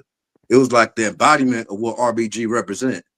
Revolutionary but gangster at the same time. And they seen that shit, right? That night, nigga, we got into it with the bouncers because they start getting disrespectful. Niggas, you know, some niggas in there, they was intimidated by the unity. So bouncers came over, tried to snatch one nigga. One of my other niggas hit that nigga over the head with a fucking tray, and all hell broke loose. We fighting all the way out the club, got to fight with the police, long story short. And that was when RBG, Outlaw RBG was born, bro. Out of some conflict with the police at my first album release party, and just how we just brought it to the people. We brought RBG, Outlaw RBG to the people. And that was the whole idea of having an album release party on some revolutionary shit in a ghetto-ass club. We wanted to bring it to motherfuckers that never seen no shit like that. And to this day, on the east side of Decatur, niggas still be talking about that. They see me, they be like, oh, y'all them New African niggas. You know what I'm saying? So from there, niggas start going viral on Facebook. At that time, Facebook had just started, and niggas just started spamming niggas with the Outlaw RBG, with the video. I had the RBG Till I Die. I was like one of the first niggas in the movement with a video, aside from Dead Prez, you know what I'm saying, with a video. And that shit somehow got picked up by World Star. From there, that shit just kind of started going viral all by itself. And so my whole shit is, all due respect to everybody, because like I said, to start this shit, I appreciate the fact that niggas got a fucking opinion and they feel like this shit is still worthy to talk about. But Outlaw RBG started this shit, put the sets in the shit. And when we put the sets in the shit, meaning when we put Outlaw, when we put something beside that RBG, Lone Star RBG popped up, came out. Arkansas RBG, you had SC RBG, you had all kind of RBG sets all over the country that came out. And for a minute, niggas felt offended by it. But after that, I remember my nigga Tahir came to me one day. He was like, nah, bro, that ain't it. And this is my OG. Tahir was like, nah, bro, that ain't it. These niggas waiting on you. They fucking with you. So I'm like, oh, so they not doing it because they trying to steal or bite or take some shit. Niggas is inspired by this shit. It was a whole change of frame of thinking for me. Like, cause you know, you know how niggas is. We hip hop. We feel like if a nigga's biting something, that's wrong. But no, we not hip hop. We revolutionary. If niggas is doing what we doing, that just might mean they inspired by what we doing. And so it was a whole change of frame of thinking that Tahir brought to me. So from there, I started fucking with niggas. I think I got invited to the RBG Nation cookout in Texas. You know, nigga won the first hip hop award or whatever that was, the mixtape music award. Nigga won the first one. And I felt like really that was honorary. You know what I'm saying? Like I feel like I won it, but I felt like that was honorary at the end of the day, and I appreciated it. But from there, niggas just started doing what they do. And I never, after that, felt like it was a matter of somebody biting, stealing, taking. I felt like it was something that needed to happen. Niggas need to do what we doing right now, as far as talk about it, as far as represent red, black, and green on a larger scale. And that's what happened, bro. That's how it really started, bro. That's the history of it, bro. Sure. I definitely can't nobody deny none of appreciate that shit I just said. Ain't no like appreciate nobody can tell me nothing about that, and that's all due respect. No, that's facts. That's all facts. That's all facts. Right. Right. I definitely appreciate that. Keeping in motion with the griot. You know what I mean? Keep giving the history. You know what I'm saying? To answer the question prior, how is this the red, black, and green tied in with the griot aspect? He's giving you the griot aspect, the story and the history of how we came, actually how we're here right now. All of us together are here right now off of that. Exactly. So keep it in motion with the griots, using music, breaking oppression. You know what I mean? Salute, like Malik Kalam say. You know what I'm saying? To that. And Malik was my nigga. That nigga Malik, me and Malik started riding because Matulu Shakur put us together. That nigga Matulu, what happened was the niggas in the solitary confinement unit in the Atlanta Federal Prison used to listen to that nigga show faithfully. They loved this show. They used to call in, and the niggas in jail used to listen to a show all the time. Mind you, Matulu's my people. And he used to tell me about this show, and I didn't really know much about it. So he used to tell me to go up there and fuck with Malik. And so from there, I started going to fuck with Malik. When Malik came to my album release party, and we just started rocking, he just started rocking with me right back. And he just really became the heart and soul of our movement, of what we was doing, which was a movement to really just inspire people at the end of the day. Like music is made to inspire. And I think people talk down on music like it's not really a real important tenement of revolution. If you look at any phase of organizing work, any phase of movement work that anybody has ever done, the poets and the artists and the people that can inspire people in a way that can make them want to get up and move was the most important part of it. The way that you speak, the way that you could, articulate your words. That's all MC shit. How can you get somebody to move? And for our generation, hip hop was our biggest weapon. And that's why I love Matulu so much, because he understood that. That's why you fucked with the rappers. That's why you had a son like Tupac Shakur, because niggas understood, even on the level of a brother like Matulu Shakur, how important the music was, right? And so that's why all of this is important. That's why, everybody that's on here, on this platform that does quote unquote RBG music is important, because it's a very, very, very, very integral part of movement work. It really is. I think it can't be understated. People want to understate it and belittle it and marginalize it all the time. But the music and us being unified, and even at that time when niggas was just really rocking hard with the RBG Nation and and the different sets of RBG, that shit was a thing, bro. That shit was a feeling, and that shit was changing people's lives. Niggas all across the country was organizing based on this movement that was based around music. But then niggas was like, okay, I like this music. Let me go do what this music say. If niggas didn't hear the music first, they wouldn't have thought to go do what it say. And there was some real lives that got changed. There was some real people that, started doing some real work with kids. I think with the Texas movement, my niggas in South Carolina, they all really created real movements out of this shit. Baba me, right. Niggas created real movements out of this music shit. So I don't want people to think that it's just music. It never was just music. It was something to inspire people to want to do something for real. And that's what it did. And I'm just grateful to be a part of it. I'm grateful to be a part of the conversation. And I'm grateful that niggas are still, disagreeing on something that matters so much, because that means that you care. No, I definitely appreciate that beautiful history. But real quick, I'm new to the whole revolutionary but gangster movement. I got kind of hipped onto that a few years ago. But in Los Angeles, California, in the '80s, you had what was called the Revolutionary Black Gangsters, and they definitely used to tie their rags together. And they were definitely inspired by the Garvey movement. It had nothing to do with music or entertainment. It was more some underground shit, right? Underworld type shit. They were closely aligned with the Black Liberation Army. They were closely aligned with the Black Guerrilla, Black Guerrilla family in the California penal system. Their core philosophy was Ujuma, right? So this was in the 1980s. I got hip to the Dead Prez movement or motion of RBG. But I say that to say this, is that it's not about competition. It's about collaboration and cooperation, right? We're trying to restore something, right? So I don't care if this shit was started in Alaska. I don't care if this shit was started in France, right? As long as we understand the core principles of unification and maneuvering in a way, right, amongst enemies that can bring about the best good for our people, I think that's the ultimate solution. So shout out to the beautiful history that the brother has brought up, but yeah, let's keep the momentum going.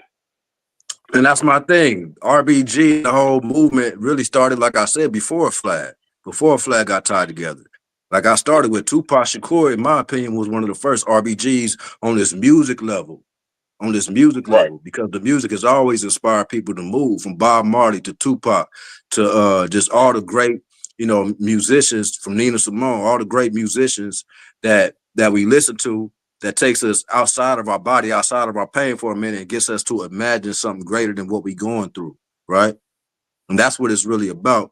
And so I think, like I said before, it's good that people have it. Like even what you just said, I might not have known, right? Because I live in Los Angeles right now. I live in California. I was born in California, right?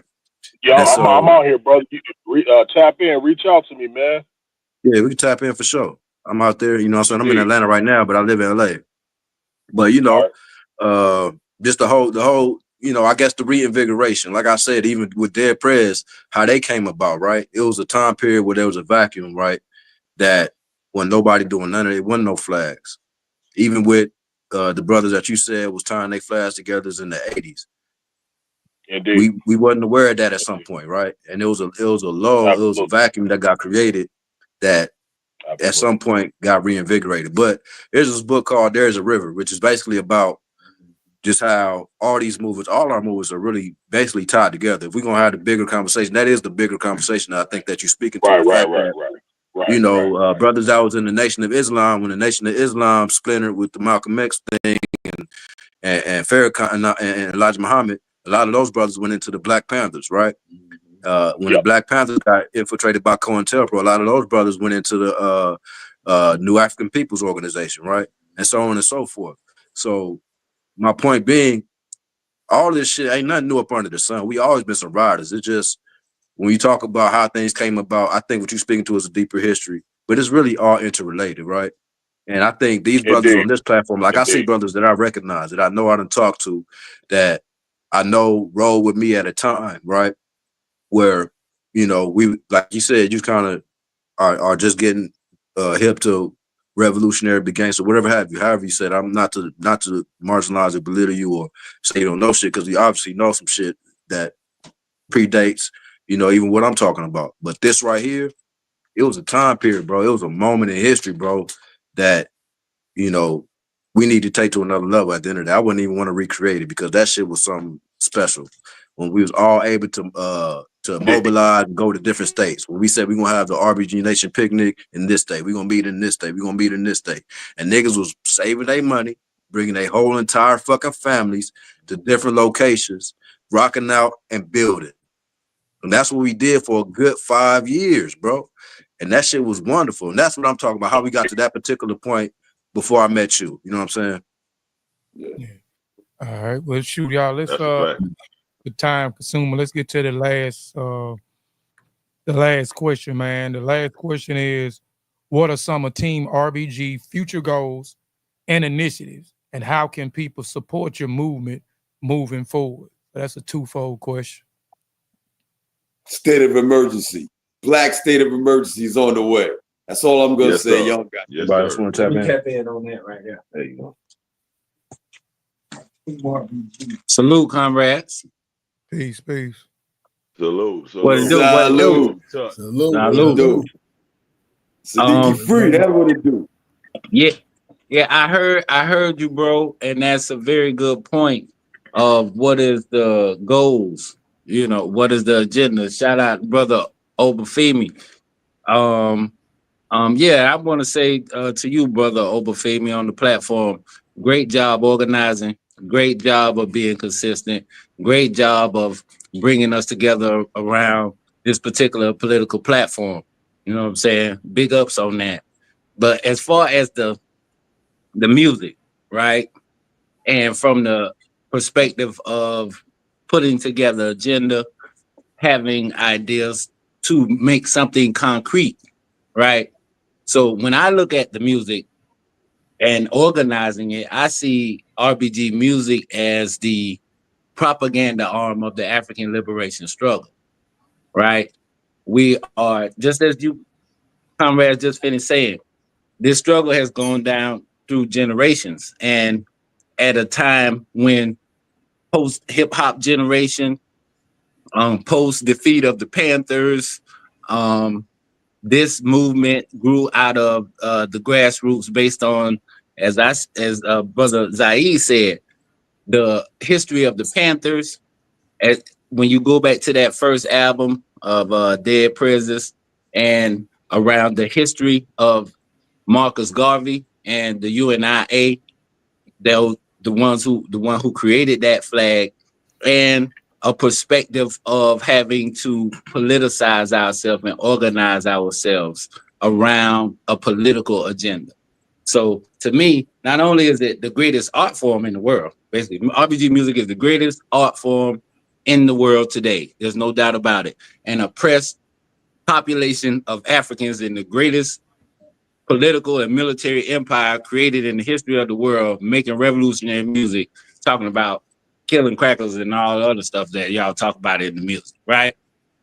You have to think about it that way to understand that we weren't supposed to be doing that, right? The the colonialists thought that they had suppressed that, but this movement itself, all by itself, not a Muslim movement, not a religious movement, not something connect, not even it's so amorphous and it's so grassroots, and it came from a foundational structure whereby which they ain't gonna be able to eliminate it as long as we keep pushing it and using it for the reasons to politicize in each and every one of these cities around this world with it, because the world needs RBG music.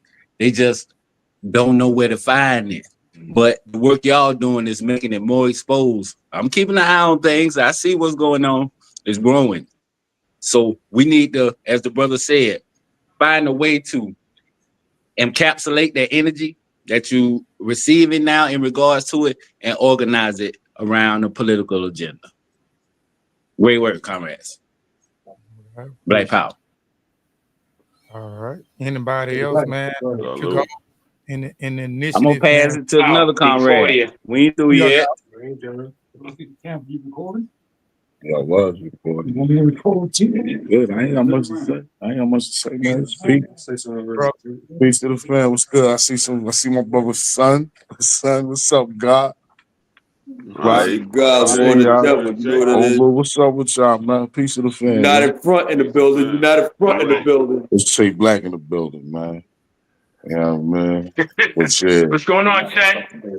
Good seeing you, brother. Chilling, man. Salute to y'all, man. BB4 BB4 I can't even see all of this. This stuff is just, phone is so small, man. All right, I see everybody. I see the fan. But yeah, this is a beautiful moment right here. I mean, I stepped into a beautiful situation just now. Just came to see my brother Mike, and all of this was going on. It's a beautiful moment right here. You know what I mean? I got to see Zaid. That's the. I was saying earlier how him and Tahir. Hold on.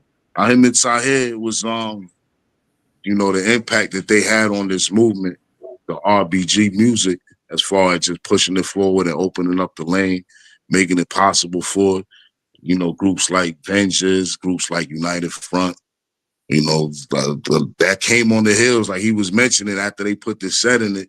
It made a lot of people feel comfortable throwing the flag up and carrying that, you know. And them two brothers right there are definitely, to me, you know, their prayers opened up the lane, but these are the brothers that made sure that there was a lane, that the lane stayed there. Because like he said, it wasn't nothing there. And I didn't know the story. I just learned that story today that he told. But I still say, you know, him and Tahir, you know, definitely are the ones who are the Mount Rushmore. Yeah, I mean, they on Mount Rushmore, the RBG part of me, Mount Rushmore. You know what I'm saying? Oh, you already know that. You know what I'm saying? But that's all I gotta say. Peace to the fan, yo. Appreciate the moment. Salute. Yeah, I mean, Shay Black is a dope director. Shay Black is a dope director, y'all. Make sure you reach out to Shay Black to get your videos directed. He's doing video direction. Yeah. You know what I'm saying? He done directed High Vibing video. He done directed other videos for a bunch of them. So make sure you reach out to him, because that's how we spread that out. You know what I mean? Tomorrow about to be collective cooperative economics, collective work responsibility today, but it's cooperative economics tomorrow. So make sure you reach out. Absolutely, man. Appreciate the moment. Peace. Peace, brother. All right. Anybody else, man? Like, because I want to know. I want to know. Well, go ahead, brother. Your perspective. Go ahead, because we kind of running out of time. Go ahead, Mike Chang. I know, because you hadn't even spoken past. Well, you know, look, man, I'm just honored to be in the presence of so many powerful brothers. You know what I mean? You know, to see the organizing, to see the camaraderie. You feel me? After all these years. You know what I mean? To see the movement still moving. You know what I'm saying? To be able to be on your podcast, brother, to hear you say how you've been listening to the music for years, just to know that it's still alive. You know what I mean? So once again, I'm just honored to still be here and to be a part of this Black history in the making.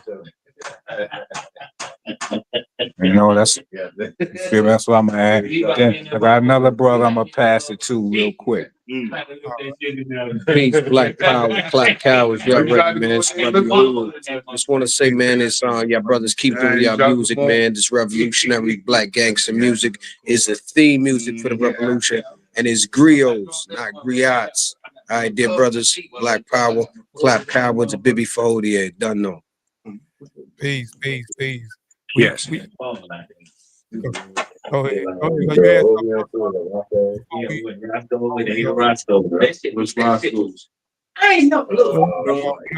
y'all, we the future. I wanted to talk some more about the future goals and initiative, man. You know, I know I want to know. You know what? I know y'all got an album coming soon, but is there anything else in the making? And you know, how can people support the movement? And I know y'all talked about various things because Team RBG is not just on the music side. Y'all say y'all started organizing and supporting each other, right? Organizational wise by meeting on these Sundays, right? And team art, from what I'm hearing, team organization is structured like a corporation, right? You got different offices, you got different levels. So is there any, and I think I seen in there, because I've been trying to keep up with some of the things that's going on in the Team RBG Instagram page and on the Facebook page. So are y'all looking for not just writers?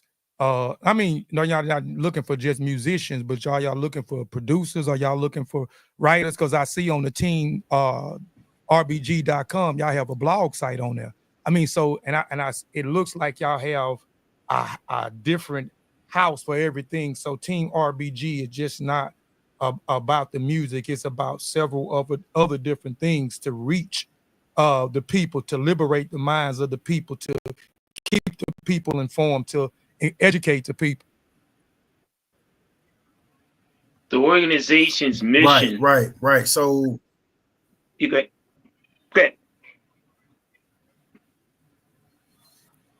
No, yeah, the you know, our again the mission statement, you know, to culturally connect and empower our youth with the 9 areas of people activity. So in that there's different committees that are doing different work. So this is just some work from the music committee. You understand what I'm saying?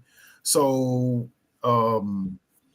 I mean, we got a media committee, you know, agriculture committee, you know, so there's different work being done with our different committees to facilitate, you know, what we say our goal is, what we're working towards. And so when we, you know, on the Instagram page, you know, we had something out about, you know, from writers to historians to recruiters. I mean, whatever our people need in order to build a nation, that's what we're looking for. You understand what I'm saying? So that's the premise. So like I said, the music is just one aspect from one particular committee. We didn't organize around the music. The music probably brought a lot of us together, but you know, we got RBGs who don't do music at all. They ain't, you know what I'm saying? We got RBGs who teach.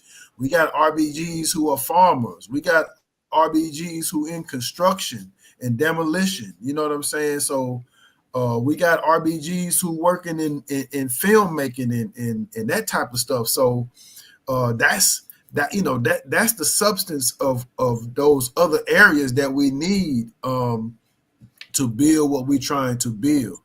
Baba Amos Wilson said, "Ain't no escaping the work." Some some hammers, some screws, some nuts and bolts gotta be put to use. You know what I'm saying? Some blood, sweat, and tears is going to have to be pulled out of you. So like I said, the music is to help keep you inspired to keep doing the work. You know, it's work to produce it, but you know, it ain't. I think, you know, it keep going beyond that. Yeah, I think the Go ahead, music. I think the music is, you know, from my perspective, is a way to inspire, motivate, educate, but also draw people back into the fold of RBG. Like you said, you don't have you know, you got RBGs all over the world that doesn't do music. You know, they might do film, like you said. They might be, you know, writers. They might be educators, right? They may be farmers, agriculturalists. You know, they might deal with, like you said, with a demolition, right? I think all of that need to be shined. I think this, if that's was the entire goal, was to get it off the ground through the music and get it popping through the music to expose all the other different elements, because it sounds like Team RBG has so many different elements inside of it besides the music, right? And y'all want to be able to highlight and show that, because you said the committees. I think that was the most important thing is the committees, you know what I'm saying? And y'all being a part of the music committee and y'all showing up to promote Team RBG mixtape, but promote the whole entire building in its own essence, where you give shine to the other brothers who have talents in other areas, and hopefully that the other people who are writers, who are musicians, who are agriculturalists, farmers, etc., they be able to demonstrate their talents as well and be able to come on different platforms and continue to promote the Team RBG brand through the different levels, you know what I'm saying, the different houses or the different institutions, as I would say, you know what I'm saying, brand. So how would one go about if he wanted to join? And I'm saying that because I'm speaking for myself. I can't speak for nobody else. And maybe somebody else may be inspired by, you know, and go out and buy the music and be expired, or be expired by just this live screen that we've been doing, you know, to join, you know, in whatever aspect they can far as help. Like, I'm a writer, right? And I'm a seasoned writer, right? And I would like to join, you know, the committee of writers, you know, and be a part of the Team RBG a writing committee, where when people go up, you know, put up these different blogs. I'm a part of Mossy Warrior Clan. I have my own research team, Kofi Piesie research team, where we have published 5 different publications to liberate the minds of, you know, our people, as well as my own publications when it deal with African culture and tradition and language and linguistics, to understand our cultural aspects. And so far, I think I could benefit for that. And I think other people could benefit for, you know, in that section of the house, as well as other people who, like I said, form. That's the most important thing that I think we need to be talking about, as well as what Rock could talk about. There need to be an aspect of people talking about bringing these rites of passages about and building these youth, and not as well as the youth, but restructuring the mind of some of our grown folks to have good character. When we talk about E.Y. Riri, good character, and E.Y. Pele, gentle character, right? These are some elements I think that is the most important piece is the character. Each person on this platform has character, good character, right? And this is the only way that Team RBG is able to be, you know what I'm saying, in the forefront and moving forward and pushing the needle is through the organization. Because again, y'all is demonstrating good character, which is y'all respect one another. Y'all got love for one another. Y'all genuinely care about one another, right? And those are aspects and characteristics in building and nation building. So those are some of the most important elements. So what do a person has to do, and whatever niche that they have to help out in Team RBG organization moving forward, as well as a collective moving the diaspora Africans forward as well as the continental Africans forward? What, who do they need to reach out to? Who do they need to email or and so forth? If I can. You muted out, brother. You unmute your mic, Bob. Okay. Thank you. Thank you, Baba Kofi. If I can answer that, as Obafemi referred to earlier, that we have been in existence since May of last year. So our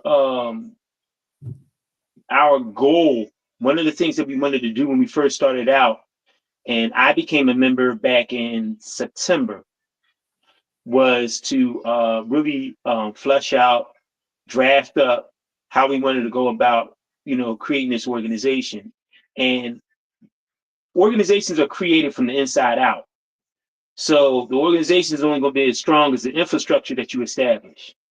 And so we really took the time out to really develop the infrastructure of Team RBG. I mean, you can't let people come on in and your infrastructure is not there for them. People want to come into something, and you have to have something in for them to come into, for them to want to be a part of it, value what Team RBG is, and really claim it as their own. And so that's what we've done. We're about, right now we're very close to the process of bringing on more people who want to become a part of Team RBG. You can get in contact with us at teamredblackgreen@gmail.com if you have sincere interest in becoming a member of Team RBG. I would want to add this, though, for people who have interest in coming into Team RBG, because we welcome people with various different skills in various different areas in order for us to build what we're striving to build. In my mind, as a comic book fan, the way I look at our Team RBG, and the goal of Team RBG ultimately is to one of my favorite characters is the Marvel character Black Panther, is to build Wakanda. I always tell that to Obafemi all the time. We want to build Wakanda, not Wakanda that you see in the comic books or what you saw in Black Panther, but you know what I mean. We want to build a world, claim a nation of our own for African people. You know what I'm saying? So, we want to be a sovereign, independent nation. You know what I mean? Where we have every aspect covered. We govern ourselves, we feed ourselves, we clothe ourselves, we educate ourselves. We become the masters of our own destiny. We deal with Kujichagulia, we deal with self-determination, we deal with we're self-respecting, we're self-defining in every area that we need to be as African people. That's the ultimate goal. But in order for us to do that, you have to have good people come into wanting to be a part of Team RBG. It's not about quantity. It ain't about large numbers of people, thousands of people. You can have thousands of people in your organization. They ain't about nothing that don't do nothing. You know what I mean? It's about quality. It's about the quality of the person. It's about that Iwa Pele, that Iwa Rere that you talk about. It's about that character. You know what I'm saying? So if you're coming in with the right state of mind and the right character, if you're a good person, if you're trustworthy, if you're honest, if you're decent, if you're loyal, if you're respecting, if you're appreciative, if you're grateful, if you're honest, if you're sincere, if you're just, then these are the type of people that Team RBG wants. You qualify yourself for Team RBG, you know what I mean? Just as much as Team RBG qualifies you. So, there is a way of getting in touch with us and anything like that. We will, there is a process to become a member of Team RBG. We just, once again, don't take people off the street just because they fly the red, black, and green flag, or they got an African name or whatever. That you got to go through a process. You have to, in many ways, earn your way into Team RBG. So, but we had to develop the infrastructure of the organization. We're pretty much almost at that particular point now, and we are beginning to process people through our process of becoming a member of Team RBG. I mean, you qualify yourself. So in many senses that if you go through the process and, we see your value and what you can bring to Team RBG, then more than likely you will become a member of Team RBG. But if we don't see any value there or things of that nature, then, maybe you're not the right fit for Team RBG, but you may be the right fit for another organization. Or as Baba Kwame Ture used to say, if you can't find an organization that meets your needs, then create an organization of your own. But the most important thing is that you organize. So everybody may not be a fit for Team RBG, a fit for us, but they can, more than likely go someplace else or start their own organization and anything like that, and help in this process. The more the merrier. So that's pretty much how I see it. So you can get in contact with us. Go to our you can go to our website, teambg.com. And if you really want to get in touch with us and you're really, really, really sincere, and have all the qualities and attributes that we're looking for in a member of Team RBG, you can reach us once again at teamredblackgreen@gmail.com, and we will definitely get back with you sooner than later. Peace.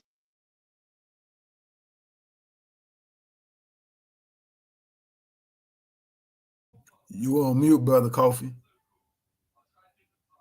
Yeah, I said I did for people out there, so I wanted to throw that out there. I was interested as well, so I wanted to throw that out there for anybody else that may be interested. And I understand, and I definitely hope other people understand that it's a process.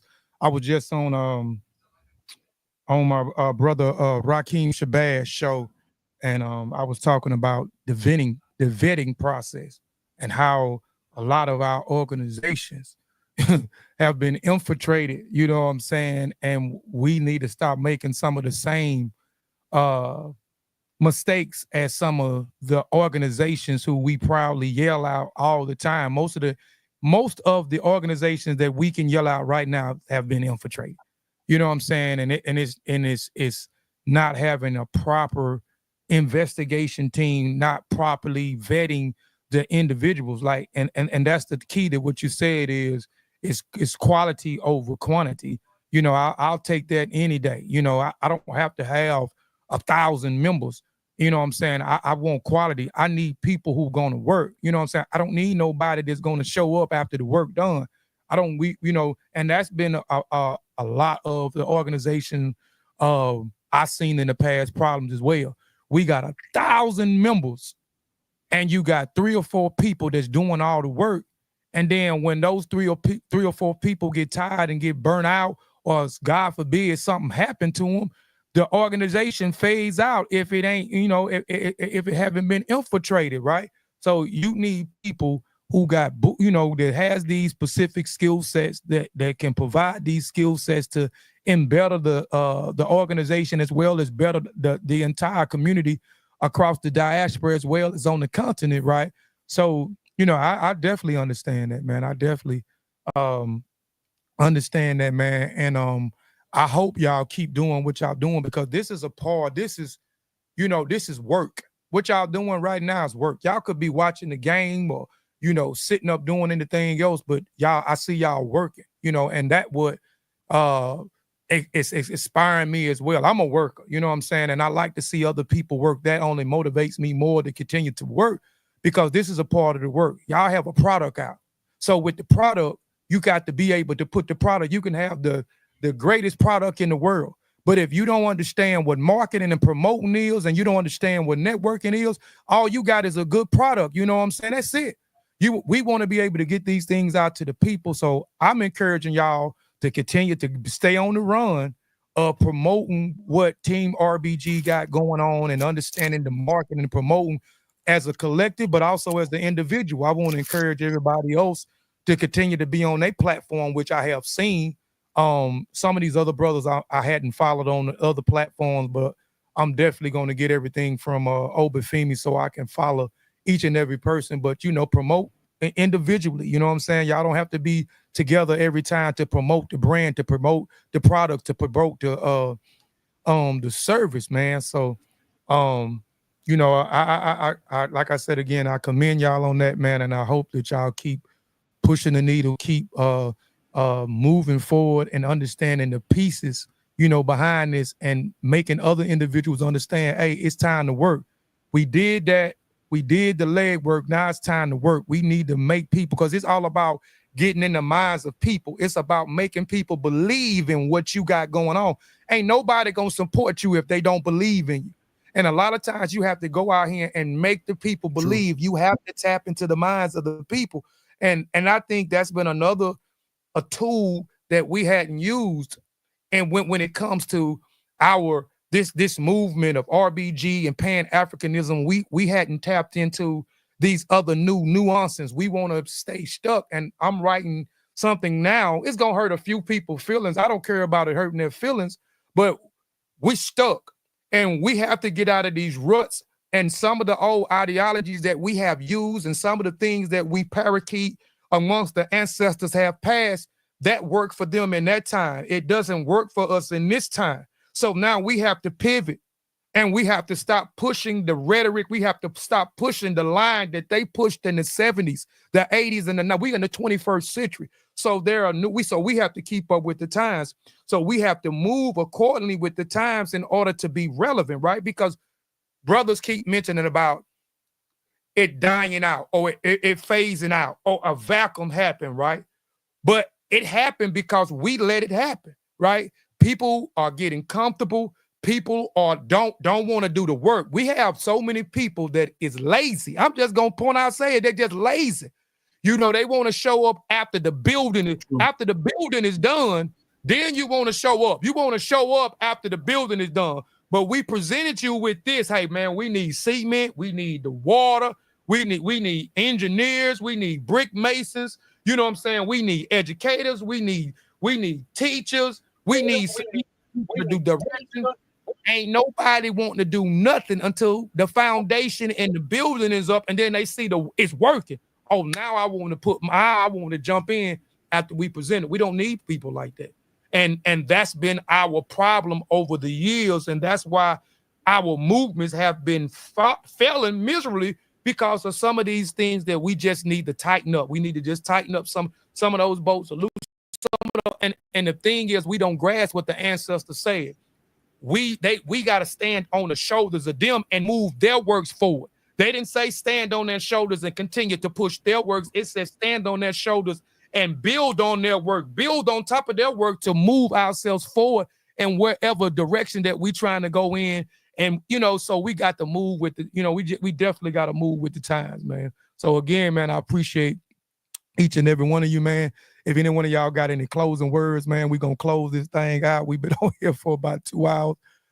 Close this thing out, man. So I'm gonna digress. No, brother, we appreciate you, man. Your platform, your energy, and I know you a person of character, man. That's one of the reasons why that connection is there, man. You know what I'm saying? And we in the same neck of the woods to a certain degree. So, but yeah, man. I know I've always tried to identify people who are serious based on their character and based on the work that I see. You know what I'm saying? And you represent that. And the rest of the comrades who own there, who own here, it's the same thing. You know what I'm saying? So we just can't be. It's like a team. You know, a team might need cheerleaders, but without active players, the cheerleaders ain't got nothing to cheer for. You know what I'm saying? Right.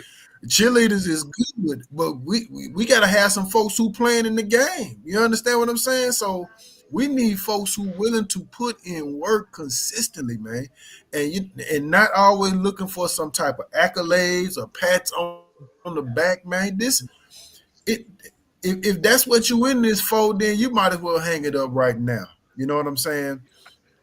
You know, again, we ain't, Tell you 'em. know, if we To trying take to, the lane for self I mean, gratification. that's it, That's man. above Like, work. you know, for sure, We for not sure, fighting man. showbiz revolution Shout, here. I just This want ain't. to,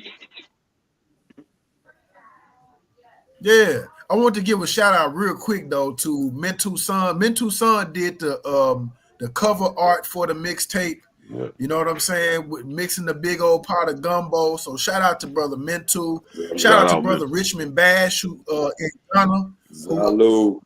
set up our Mm. website, RBGs in Ghana. You understand what I'm saying? Just shout out to the whole team. I didn't see a lot of the team in the chat on here. So you know, it's a collaborative effort. You know what I'm saying? We ain't just doing this on our own. This ain't just a music thing. The music is part of that rhythm that we need. But you know, we got to be working in all these areas of people activity. So that's where we at. For sure. Yeah. If I like to close. Go ahead. Go ahead. I was gonna say I like to close by saying this is a way of life. This is not a cult. This is a grouping and a way of life that happens to be able to do business. This is a way of life.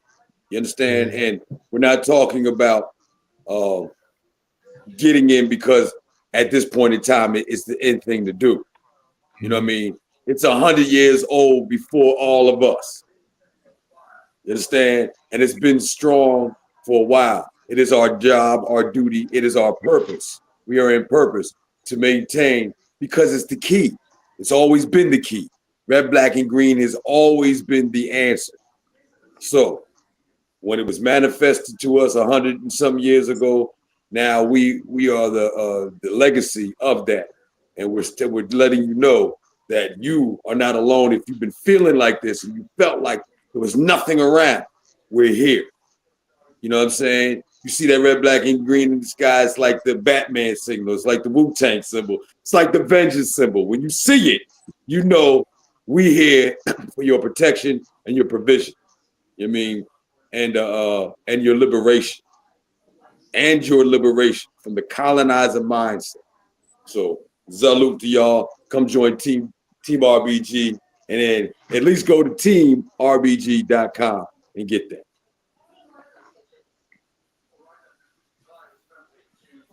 From CLR James to A. Sylvester Williams to George Padmore to the Right Excellent Honorable Marcus Mosiah Garvey.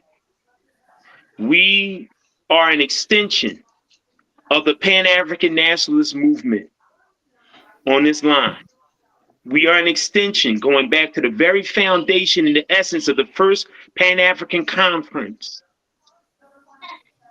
We are an extension of those brothers that gave us, those great men that gave us this platform.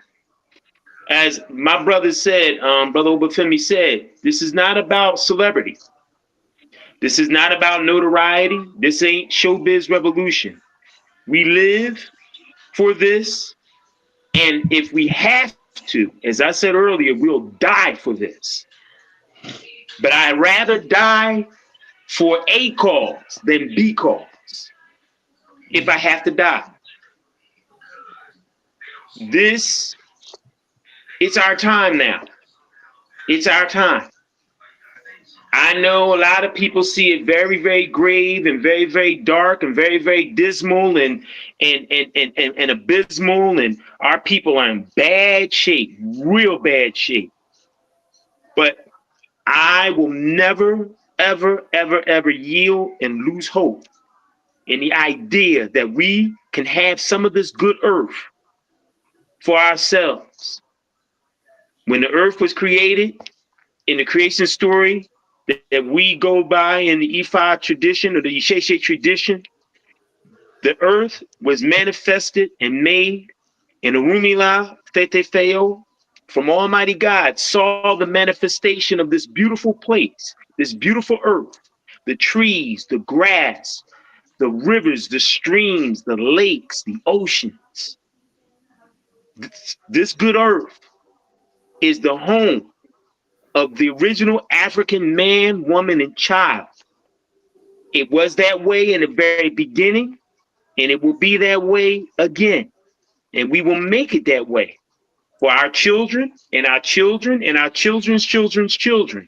And Team RBG is a part of that process, along with all the other Pan-African nationalist organizations that are out there that are doing real work.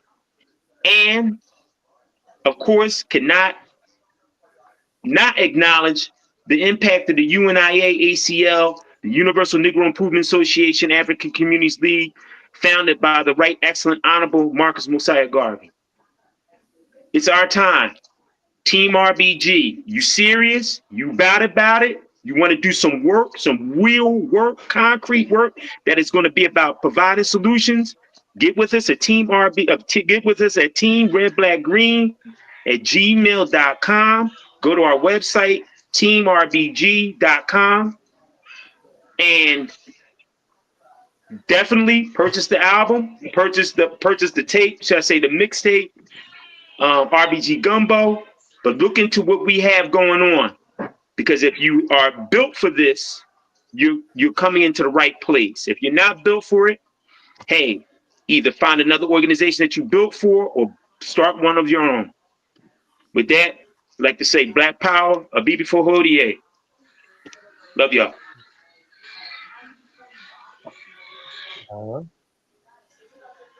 You got some Rocker or Mike Chambers All closing I'll words? say is, if you, like Brother Obajumi said, if you're really serious about the work and serious about the people, check in the Team Red Black Green at gmail.com. Check out, and definitely check out the website, teamrbg.com. And, let's do this work. It's our time. Rock. Yes, sir. This is okay. I don't mean to be dramatic, but this is crucial. It's crucial for those that are listening to go to the website, www.teamrbg.com. It's crucial because this is an alarm. We are at our last stand. This is not something that we should blink an eye towards. We are at our last stand. After this, I don't know if anything can be revived. What do I mean by that? I mean that we are on the shoulders of giants before us, our ancestors, the esteemed ones, the various Babas that came before us, that laid the foundation, that set the blueprint. But it has been ignored several times and many times. And then we are stuck in the rut of not updating our understanding of the information and the materials that were provided to us aforetime.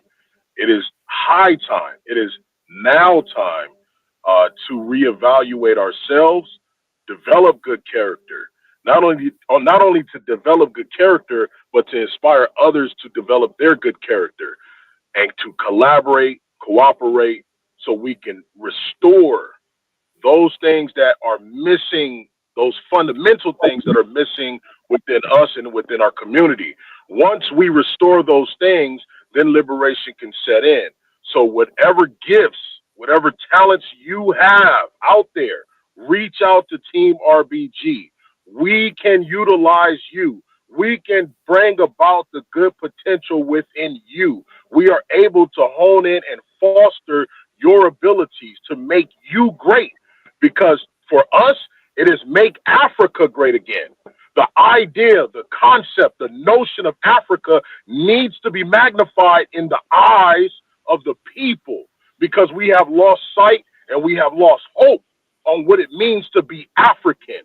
We are running and we are grasping at straws every which way, left, right, behind us, forward, up, down, but we have never tried to be completely and totally African. And I don't mean cosplay. I'm not talking about African cosplay. I'm talking about revolution. I'm talking about turning the tide. I'm talking about turning about, right? An about face, right? Giving our back towards that which is unseemly and untoward towards us, and running towards the greatness of our ancestors. They left behind treasures for us. All we have to do is just dig up, right, and utilize and build, collectivize, cooperate, collaborate, restore the broken things, right? And then we can have liberation. I'll yield there. One love, one Africa. Peace, peace. All right, brother. My last but not least, Mike Chambers, man. You got any closing words?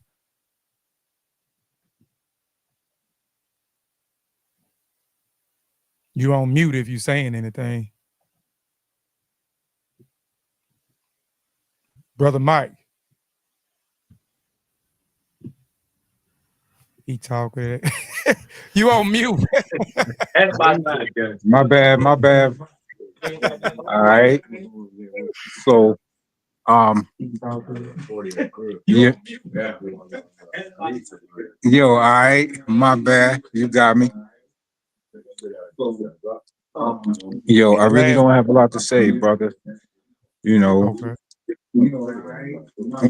we sitting over here and we watching the podcast live. Hold on. Hold on.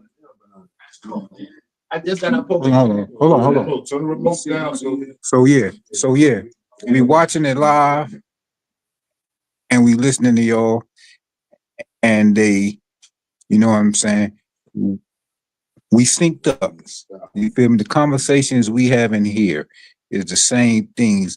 Like, yo, when the brothers were saying, yo, the main thing is still Pan-Africanism, blah, blah, blah. We saying that here, boom, y'all start saying it there. You understand? So we just showing how it is a time and a universal mind. You know what I mean? The movement is still, we just carrying on the work of the ancestors. And when it's all said and done, you know, like Baba Mukasa will say, Africa must be free. You know what I mean? Because that's what it all boils down to, yo. So, you know, once again, man, I just want to salute you, brothers. You know what I'm saying? Obafemi, you know, for putting this team RBG together. You know what I mean? And then once again, man, these great brothers that I'm sitting up in here in this room with right now, who directly connected to, you know what I'm saying, the OGs from the civil rights movements. And you know what I'm saying? Just seeing how it's all coming together, man. And it's just a beautiful thing. You feel me? And, you know, I salute you, brother, for your podcast, man, for giving us this opportunity to record and to make this history, bro. You know what I'm saying? Salute. Definitely. Yeah, no Thank you for letting us be on your platform. A And BB also, for man, you're a Hodier. solid brother. Like, BB for Yes, tap sir. in Hodier. with Kofi, Big tap in with Kodiak. Kofi Piesie, his publishing company as well, man, because he also helped one of my childhood friends from junior high school, Pierre Joseph, with his book. You know what I'm saying? So it goes deeper than deeper than just what music and everything. It's about, Big you know, Kodiak. forward and pushing the culture forward His and pushing publishing our people company as forward. well, You know man, what I'm because saying? And he also helped always reaching back to my help people childhood live, friend to from put their junior high arts school. and He is Joseph their visions together. with his So, book. you know, salute to that. Yeah, pretty. And Brother Kofi, we plan to actually open up our newsletter within the next 2 to 3 months, maybe 4 months, where we're going to have people who can contribute on a regular basis to our newsletter.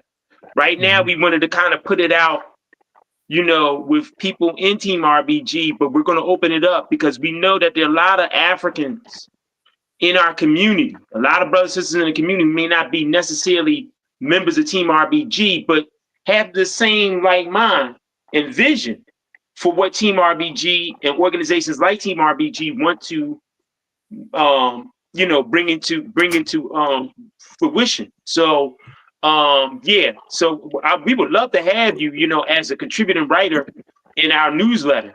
You Wait a know, second. Hey, Obo Wajumi, he joined it. I heard him. He said he was coming to join. He coming to get on the right team. Yeah, we love to he have coming to you. get We on the love to have research team. I heard it. I heard what he said. Yeah. I He just coming. want to, man. I So want there's room for you, brother. I mean, hop on board because we definitely can use some great writers, to contribute to the newsletter and any other propaganda that we definitely need to come up with. So we definitely we definitely look forward to that. Yeah, we coming. Look forward to having you. For sure. Hop on board because we definitely can use some great. Yeah, the brother that's on you had any last closing words, dog? I see you grab the phone. Zaire. Zaire. And while you Zaire. on here, Zaire, Zaire. Zaire. I'm gonna have to you do you mind? I'm Turn writing this. a Hold book. on, let me turn my shit down. Yeah. The brother that's on you had any last closing words? No, man, yeah. I just wanted to say I support y'all brothers, man. I fuck with y'all. I appreciate y'all keeping this shit going. If y'all need anything from me in any way, shape, form, or fashion, I'm with it. Just let me know. You know what I'm saying? And in the spirit of solidarity, period. That's all I'm about. You know what I'm saying? Like I said, I felt one way at one time, and it took an OG to set me in a different direction. And that's how I feel now. I feel like we need to inspire each other. We need to keep on doing what we're doing. And I am because we are, you know what I'm saying? And so anything niggas need from me in any way, shape, form, or fashion, I'm with it. I'm gonna always do me, and I'm always, willing to be a resource and any way I could benefit niggas. Just let me know. You know what I'm saying? I spoke to Brother Open Family before on the phone, and I let him know, you know what I'm saying? Let's just make, I know like certain mistakes that other organizations and movements have made in the past. I would hate to see what y'all doing be victims of that. You know what I mean? So any way that I can be a resource to keep certain things from happening. And, they don't call it COINTELPRO nowadays. Sometimes it's just, I think COINTELPRO has become so ingratiated in niggas' spirits sometimes, but they don't even know they being COINTELPRO-like, so to speak. And I know with past movements that I've been a part of, past organizations, past, things that we've done, when it's time to be accountable, niggas scatter like water bugs, you know what I mean? When it's time to say who you are, where you came from, where you got your information from, niggas stop answering the phone call so much, you know what I'm saying? So it is certain things that I feel like I can be a resource towards as far as information or otherwise. So, like I said, I'm here in solidarity and respect. I appreciate the fact that niggas are still, keeping the RBG name in the ether. So I'm here, man. Like I said, I appreciate y'all. Shouts out to my brother Rock, and shouts out to my brother Obafemi. And shouts out to my nigga Sunni out of the Great Zalou. Zalou. Mm-hmm. Hey, Reach all out we know is to you're gonna be Obafemi, on right? that state of emergency. You're gonna be on that black state of emergency. That's what we need. I want to do some new shit. I don't want to just offer a song though. You know what I'm saying? I want to do some new shit for niggas. The black state of emergency. No. That's the This new album. new shit. Yeah. So we need a new verse. You know what I'm saying? I spoke to Obafemi. He got my number. Like we was talking about, like niggas just like, I know, like, all due respect. Sometimes like we get on here and I feel like the meaning of what we're doing right now is rallying the troops. But then it's another side of this shit, like boots on the ground shit, to really get shit popping. I think I've heard, energy around that in this conversation. I know like niggas is handling business pretty much is what I'm saying. And so like my conversation where I'm coming from is how do we do this shit for real to where we don't have to stop it, to where, we don't find ourselves a year from now saying, damn, what the fuck happened? You know what I mean? Like really trying to show have some foresight. You know what I mean? In a real way, because this ain't the first time niggas done started some shit. You know what I'm saying? And great movements. I'm talking about the greatest movements and organizations have fallen. And so that's the kind of conversations I want to have with niggas. Like, what did they do wrong? Where did they go wrong? Like, were they really background checking niggas? Exactly did they know who they was fucking with for real? Right. And then if we ain't doing that, then we ain't doing nothing. You know what I'm saying? If we ain't doing that, we ain't doing nothing because we playing ourselves. We creating a whole lot of momentum, getting a whole lot of people's hopes up, right? And I'm not trying to be the bearer of bad news. I'm saying we got to cross our T's and dot our I's to keep that from happening. You know what I mean? So, Balance because like I indeed. said, many a great movement has fallen, and that's the kind of things we got to do. We just got to handle our business like behind closed doors. You know what I mean? Behind the curtain. Like the music is one thing, but niggas need managers. Niggas need to have niggas that know how to handle the metrics and all that kind of shit too to make it effective. We see what's going on even with these big record labels, right? They not playing with a full deck, my nigga. They like they doing things, they handling certain and we got we got access and we got the ability to do same kind of things. Like we could get bots if that's what it means to make our shit more popular. We could, popularize our shit. If that's like where do we put the money at to where it's gonna be the most effective in real time? You know what I mean? Whether that be support one artist at a time, how do we get on for real to where we don't have to fall back no more, to where everybody's comfortable and we can make sure that everybody's families are eating? Because that's what it's all about, Black families at the end of the day. How are we keeping more families together? How are we supporting each other in real time? I heard brothers talking about paying dues. That's great. But how do we make sure that everybody's straight? I think in the past, it was a lot of organizations were built on struggle. And shout out to my godfather, rest in peace to my godfather, Matulu School. We did this project called Dare to Struggle. And what that was all about was being willing to go through a struggle. Our second project that we never got a chance to do was called Dare to Win. So basically, the whole concept was you struggle, you're willing to go through struggle to win, not to struggle on top of struggle, just to struggle and be like, yeah, I'm struggling, right? And I think too many organizations, Black organizations in the past have been based on struggle, right? The struggle. Yep. We need to win, bro. Niggas need to fucking win. Fuck the struggle. That shit over. We in a period of time where Black people need to be winning. Yep. Black people need to be succeeding on a large basis. You know what I'm saying? So that's what we need to be like really, really focused on. How do each one of these brothers on here succeed and win and be able to really provide for their babies, right? And then how do we make sure that other families that are connected to us on Team RBG are able to do the same thing? If that ain't the conversation, I don't know what the fuck we talking about.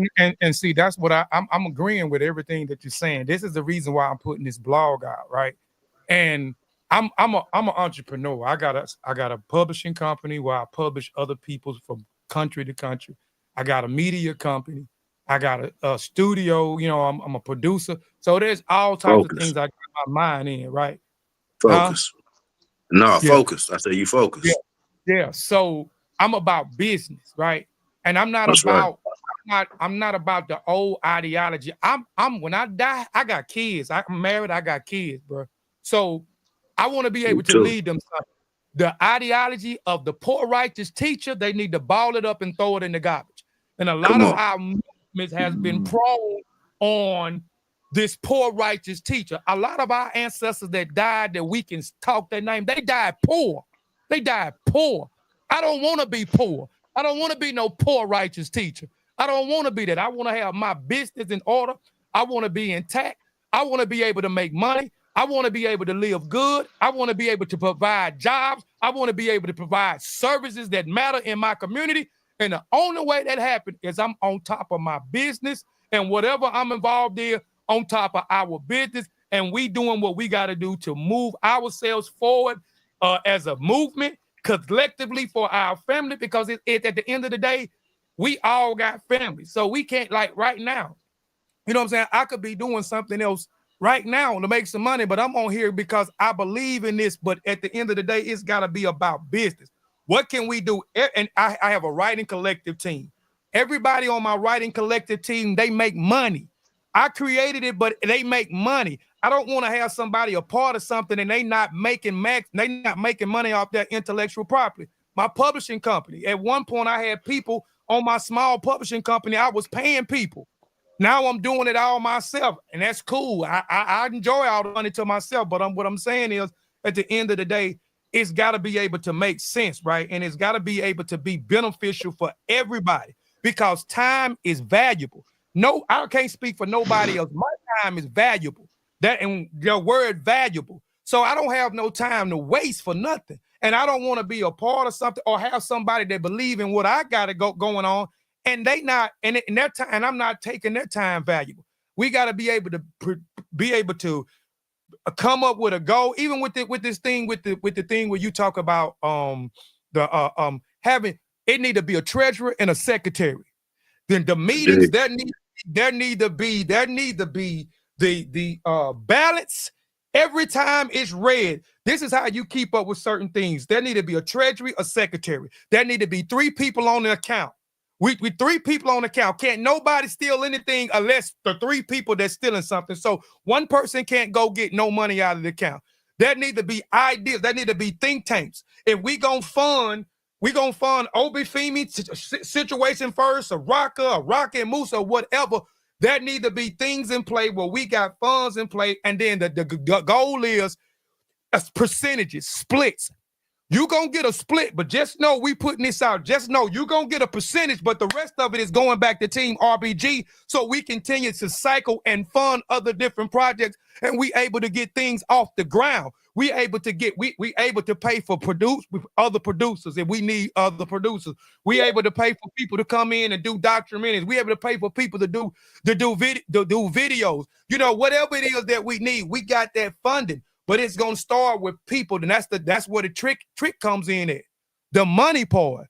You know what I'm saying? We'll go out and spend money on all types of things. We'll go out right now. We'll go to the restaurant. We'll spend $100. We'll go to the bar and buy drinks. We'll go buy our favorite. We'll do all types of stuff and spend money, and we don't think about it. But when we talk about coming together and building something that's valuable for not only us, but for the community, but hey, this is what we need, everybody start running like track stars. So that's where the vetting process come in. You know what I'm saying? People that's serious. Like if it was me, I'm not taking nobody until I go look at it and see what kind of work you doing. If you ain't done no type of work, I ain't nothing to you. I can't fool with you. Don't have a track record of work. You don't have you don't have any type of track record, and that's another thing where we fall victim to, letting anybody come in because they saying they. Nah, look, that's gonna be your background check, because the whole thing is the love. Do you love yourself enough to handle your own business? Right. And if you handle your own business, do you got something to actually bring to the table? Because you only here because you're able to handle your own business. Yes, and what you bring to the table is how you gonna take something back to your table to eat. Because you actually doing something that provides for other people. You're useful. You made yourself useful, right? Yes, sir. And so that's what I see at this table right here. Leaders, niggas is willing to handle their business, is bringing something to the table. That's your background check. Fuck is you doing? Are you supporting yourself? Right. Are you taking care of your own fucking kids? That's a great background check right now. If I ask you about where your kids at and are you fucking with them, you spend time with them, and if you ain't, that means that it's a certain level of self-worth that you don't give a fuck about some things, bro. All due respect to everybody's situation, right? But it's certain things that come with human nature. It's like, oh, okay, you came just to be around, to take. You're not bringing nothing to the table. That's your background. What the fuck do you bring to the table? That's a background check like a motherfucker. Yes, because what you bring to the table, that means that you deserve to take something back to your table based on the work that you provide, based on the services, the goods, the product, what you're able to do for the movement. What that white boy say? Ask not what your country could do for you. Nah, bro, on God. What can you do? What do you bring to the table, bro? What have you done in your own personal life, right? I am because we are, right? What have you done in your own personal life that can help what we trying to do? And then after we done did what we did, right? We giving back to our families, our babies. They need it the most, right? Yes. And if you want to be a part of some shit that I'm a part of anyway, you better be handling your business first. I can help you when I can, but we in a time and place where we at war, my nigga. If I'm shooting and I'm you know, trying to defend myself and defend my family and defend the niggas that I fuck with, I ain't got time to be throwing you bullets. You better go get some bullets too, so we can go to war together and actually win. That's what I'm saying. Niggas need to be on the winning page. Like, how we gonna actually win? And so that's your background check. Like, what can you do? If I call you or you call me, don't best believe I'm not calling you like, can you do this for me? I'm saying this is what we need to do. This is my idea. This is what I can do for you.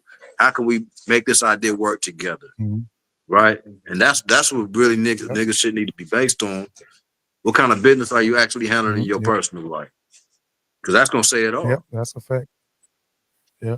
And I love this man, I love y'all niggas, man. I appreciate the build. Yeah. Yeah. No, go ahead, brother Zane. What you say, bro? Yeah. Now, I was just going to say one thing. If you're not willing, and me and Obafemi said this, last thing I'll say tonight. If you are not willing to finance or fund your own liberation, you can forget it. You can forget it. You don't have a chance in hell. You don't have a snowball chance in hell. If you're not That's right. willing, and that's exactly what you were saying, Brother Kofi, if you're not willing to finance or fund your own liberation, because nobody else is going to do it for you. Why should they? We have to do it for ourselves. You're not willing to finance or fund your own revolution, you can forget it. All of this is for naught. And it's a You beautiful gotta put your thing, man. money It's where a your beautiful mouth thing to is. want to be a part of. It's like, Yep. you know, that's motivation enough. Go handle your shit. Get some money. Bring that shit to the table. Like, take care of yourself. Show up to the party looking good. It's the beautiful thing to want to be a part of. If that ain't motivation to want to be a part of something that's bigger than you, I don't know what is. Right. Yes. Yep. But y'all, go out and go to, like they said, go to www.teamrbg.com to get that mixtape. I call them the three institutions, right? Be on the lookout for the blog. I'm writing a blog review on the album and on this interview. I hope all the brothers don't mind me citing them, and using their name in the blog, because I'm gonna use it also to write the blog as well. I already started on it. Also, I'm gonna chop the video up and I'm gonna send it to you, Ob, and you can put it in the review on the album and on the because it's a lot of people that don't mind citing them, and using their name in the blog. But I'm gonna use it also. All right. What's that? I've muted the mic. So I'm gonna chop the video up, a couple of, a few snippets, you know what I'm saying, for reels, because that's a part of content too. That's another form of promotion is reels, right? So I'm gonna chop up some reels between 60 to 90 seconds, and I'll send it to you open. You can put them up on the page for this interview. A blog, I had the blog up next week on Kofi Piesie written composition. And I'll send it out, and you can send it to everybody, or everybody can send me their email address. Y'all know how to reach me, and I'll send the blog to y'all individually. It don't matter. However y'all want to do it. Also, I got a magazine called Excel Magazine. So it's an online digital magazine. Yeah, I've been sharing. So we on our second edition. My third edition come out in March. So I'm gonna have y'all in the music section. So Team RBG, there'll be a write-up on Team RBG as well as the magazine. I'm gonna try to do my part to promote y'all as much as possible, because I believe in the project. Like I said, I listened to the project 3 times already. I'm gonna listen to it again tonight for a little bit motivational, so I can continue to write this blog and try to finish this blog in the next 2 days, and do my editing thing, and tighten it up. You know what I'm saying? So I believe in what y'all got going on. Whatever y'all need from me, again, Kofi Piesie Kofi Piesie TV is a platform, you know what I'm saying? Whenever y'all want to come on, just holler at me. Some of y'all already been on here before. Obi done been on here numerous times. Rocka done been on here. I think this is Rocka third time. Ibaka done been over here. This is third time over here too. So hopefully we can get, Son, a great back over here again. Mike Chambers, as well as those other brothers that was on here, as well as Baba on here. As well, man. My home is y'all home, man. Anytime y'all need anything from me, man, just reach out to me. I don't mind doing anything. I'm a servant, man. So I love to work, man. So, whatever y'all need from me, man, just holler at me, man. And if I can make it happen, I can make it happen. I'm gonna make it happen, man. I'm what they call an actionologist. So I'm about action. I'm not about talking. So if you run something by me and I can help you, and you want me to help you, I'm damn sure gonna make sure that we bring that into fruition. I believe in taking it and materializing it in something that somebody can actually see, taste, smell, and touch, man. And on that note, man, we out of here again. www.teamrbg.com, and go get that album. And before we leave here too, go and get the album. When you see it, just go get and that. That's how you go support them. And the money, and that's one thing that I like about this mixtape as well, is you got 30-some tracks on this mixtape. You know what I'm saying? They should be charging more. They should be charging more. Even if it was 10 songs, just the content alone and what they talking about, they should be charging more for the mixtape. But go get the mixtape. It's an equal exchange. That's what it's about. It's about equal exchange, and it's about reciprocation. That's something that is most important, reciprocation. If I support you, you should be able to support me. So if you're not supporting Team RBG and then you want to throw your services up there and then you wonder why some of them brothers ain't supporting your services or buying your products, is because you don't believe in reciprocation. You didn't go out when they said go support us, but now you want us to go. It don't work like that. It's about reciprocation. So go buy this album today. You know what I'm saying? It is your money well worth. It ain't even a song. I'm telling you that it's not even skip. You won't even skip. You won't even. I'm telling you, you won't skip. You may have some songs, you may like a little bit more, but there's no skip songs. And I'm biased because I'm a Rocker Musa fan. I'm a Ibaka fan. I'm a Obafemi fan. I'm a Ulu Ashe fan. I'm a Stig. And I guess because I have a lot of relationships. But I told Son of God, one of his songs on there is one of my favorite songs, as well as Baba I mean him. So I got some new people I've been reintroduced to. So, I'm gonna go try to check out their music and see whatever they got to offer. And I'm a purchase. If they selling it, I'm buying it. I'm buying it. You know what I'm saying? And on that note, man, peace and Black African power, man. And we'll see y'all, man, when we see y'all, man. We out. Black power. Salute. Raise first. TeamRBG.com. Hold on before I end it. Let me play something else. I wish I would have been able. My whole thing was I wanted to chop up the whole CD and play some songs on here, but I didn't have no time to chop it up. I was gonna chop it up and just start playing a bunch of songs, and maybe we can come back one day. Yeah, that's part two. Yeah, we coming back. I'm just we out, man. Peace, y'all, man.